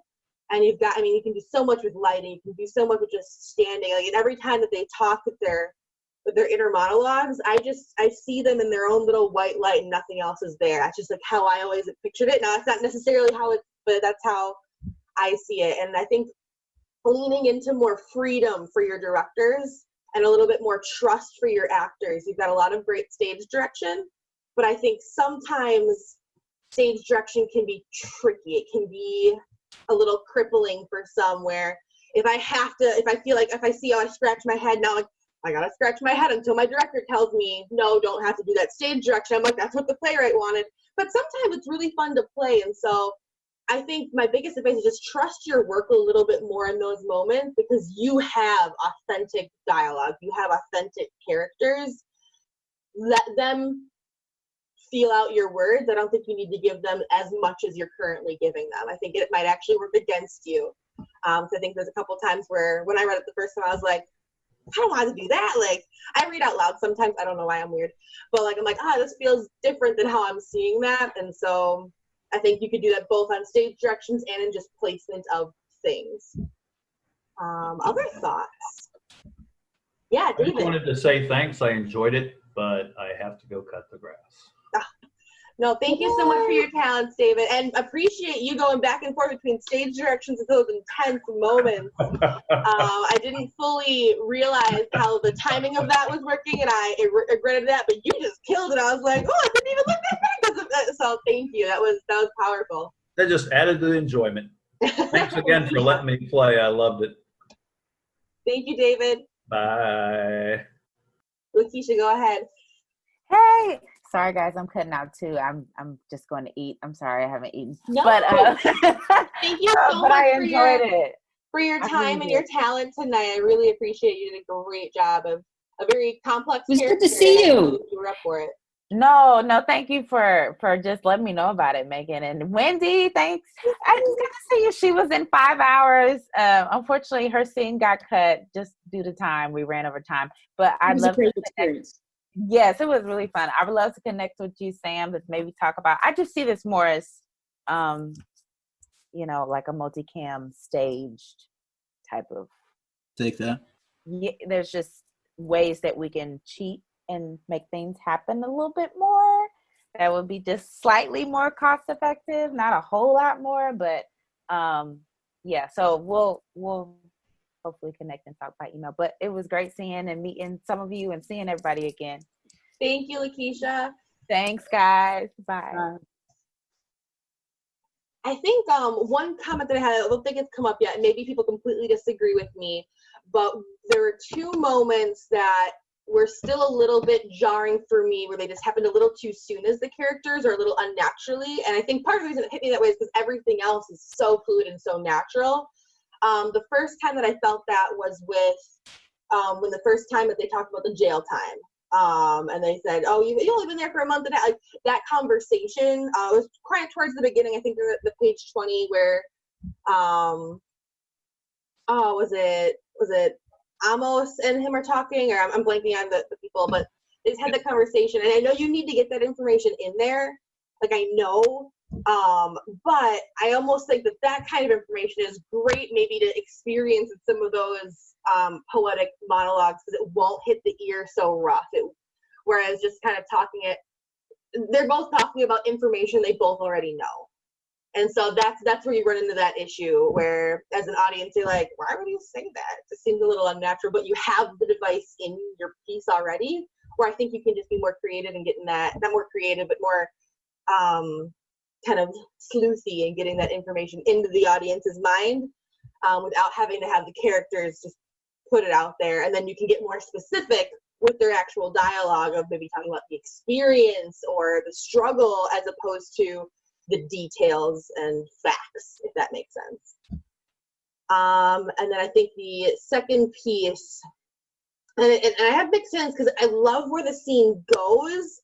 It's just kind of the precipice when Harland and Adam are talking, and the mentor is kind of pushing them together, like, you guys aren't that different, like, you don't need to be having this fight. It hit me a little bit too,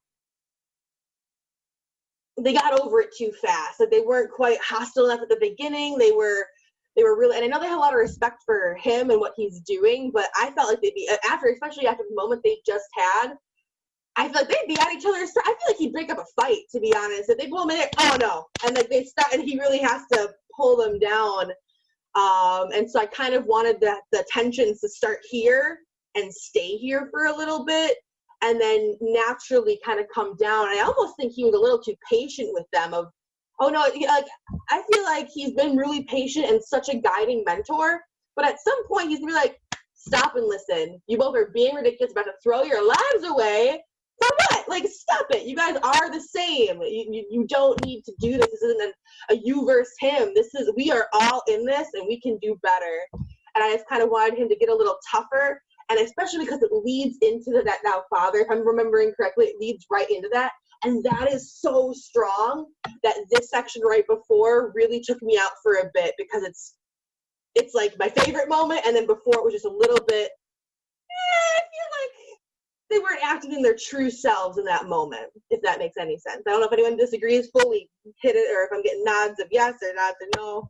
But those were my two moments where I think those are the only ones where it was a little unnatural for me. There's a little something that wasn't quite hitting me just right like everything else was. Does that make sense, Sam? Perfect. Marsha.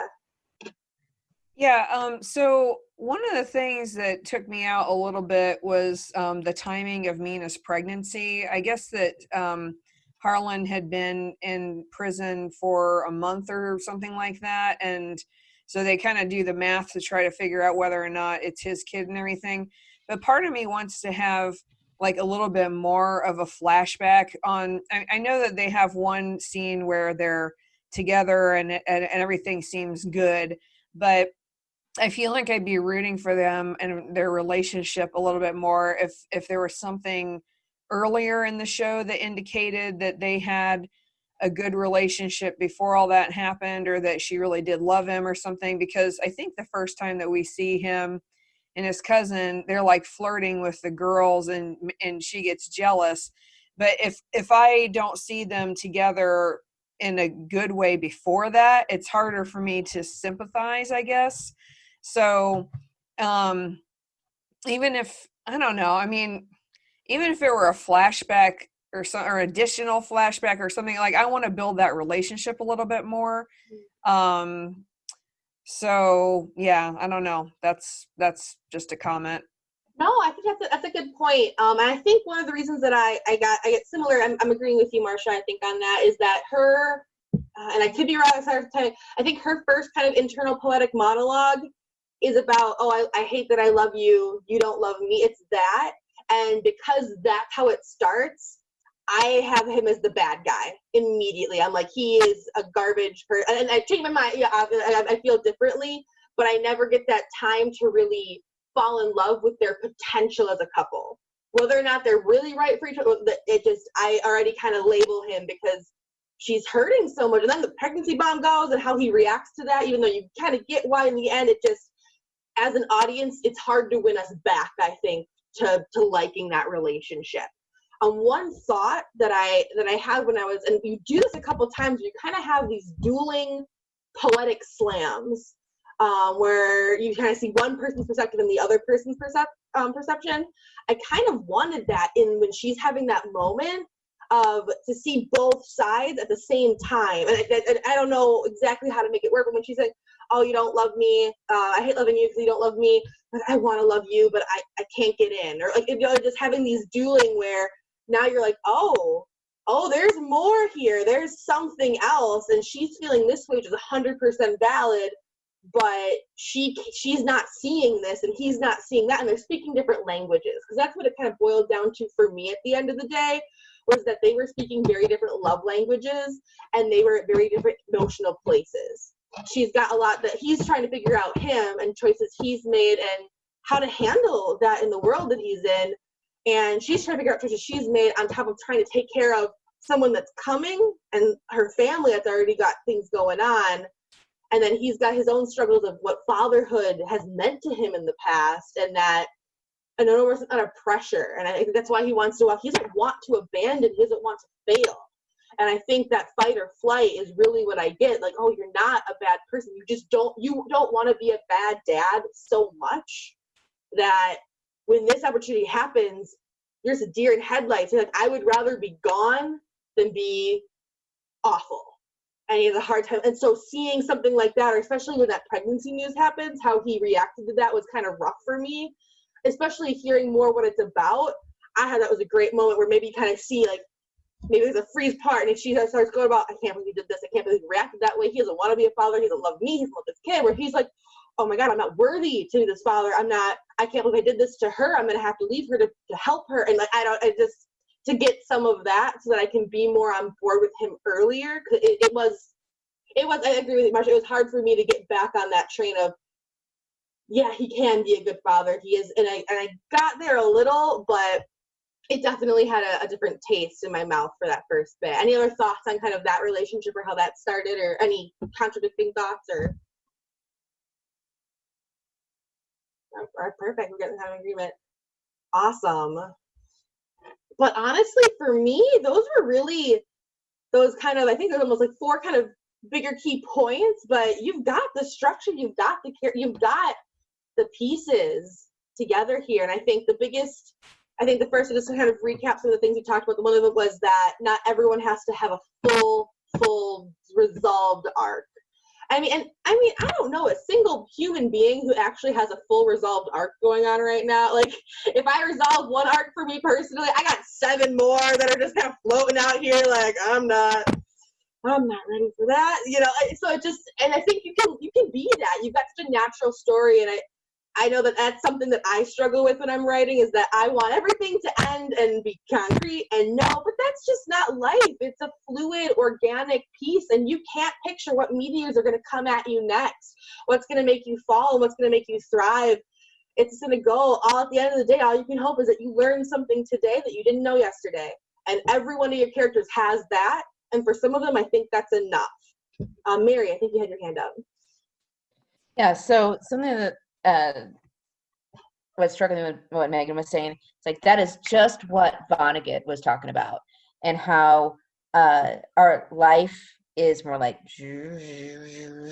and stories have arcs, has beginning and end, and even like, yeah, you have a strong protagonist, but sometimes you're the antagonist, and sometimes in someone else's life, and you're the, you know, sidekick, you know, sometimes you're a side chick, you know, you got all this going on at the same time, and that's okay. Mm-hmm. You know, and I think like Vonnegut especially, you know, Billy Pilgrim has come checked in time, you know, and what is so natural about this is how you do go back and forth in time, and how you do have different focuses on different people. You know, it's not, yeah, you have the hero journey, whatever, but you actually care about other people too. Yeah. So, you know, I was really paying attention to the character Manny played. You know, that's who I tuned in on, and then I was like interested in the sisters, you know, and it's not of a sign. I think that's a sign of good writing, is that you do take in account of different perspectives at the different times. Yeah, and how they're interconnected, and I think that's a good thing. And striving is more important than arriving, you know, and so that might help too. I feel like, yeah, I think, I don't know where it was before, but it feels like it's been, as is the nose too, it feels like it's been revised. It feels like it's been sculpted. So yeah, I say keep going, and you're so close, and do entertain one for stage and one for a movie, you know, if you want to go that route. I mean, it's extra work, but you know, no one got good by being lazy. But you've got, I know there's been a couple of comments of film tonight, and I do think it's got some film potential as well, but I think that you got to write the play, have the play, and then I think you have to completely a film differently. So I think that would be a different journey. So I would say focus on this now, getting this how you want it for, and how you kind of envisioned it. But that is another option for another version of it. And I think that's great. So before I know it's a little past 9 now, before we take off, Sam, were there any comments or things that were made today that you wanted to ask, or anything you didn't get the opportunity to ask for clarification on, or any questions in general? No, I just appreciate everybody tuning in, and thank you. Absolutely. Thank you. Before you go, Sam, do you want to just Control A for all of the chat in the side so that you can have that? That'd be great. I think Wendy, you had something to say quick. Oh, you're on mute still. It's not about the play. It's about productions like this in the future. If maybe the actors could have their name / the character name, because you can change your name with those 3 dots. Oh, sure. So I think it would be it would improve the performances if you did it that way. I think that's a great suggestion. I know I oftentimes refer to I do this in my normal life too, as the character as the actor's name, or vice versa, and just like day-to-day life. And so I think that's a great idea. Maybe a little bit more than one so many character, characters, but I love that idea, Wendy. That's awesome. Okay. Well, good to see everybody. Bye-bye. Right, thank you. And thank you, Sam, for sharing that. I really appreciate it. I hope you felt it was beneficial and good, and you don't feel beaten up, because you shouldn't. You should feel very proud right now. So you should be on cloud 9, like, yeah, I did a good thing.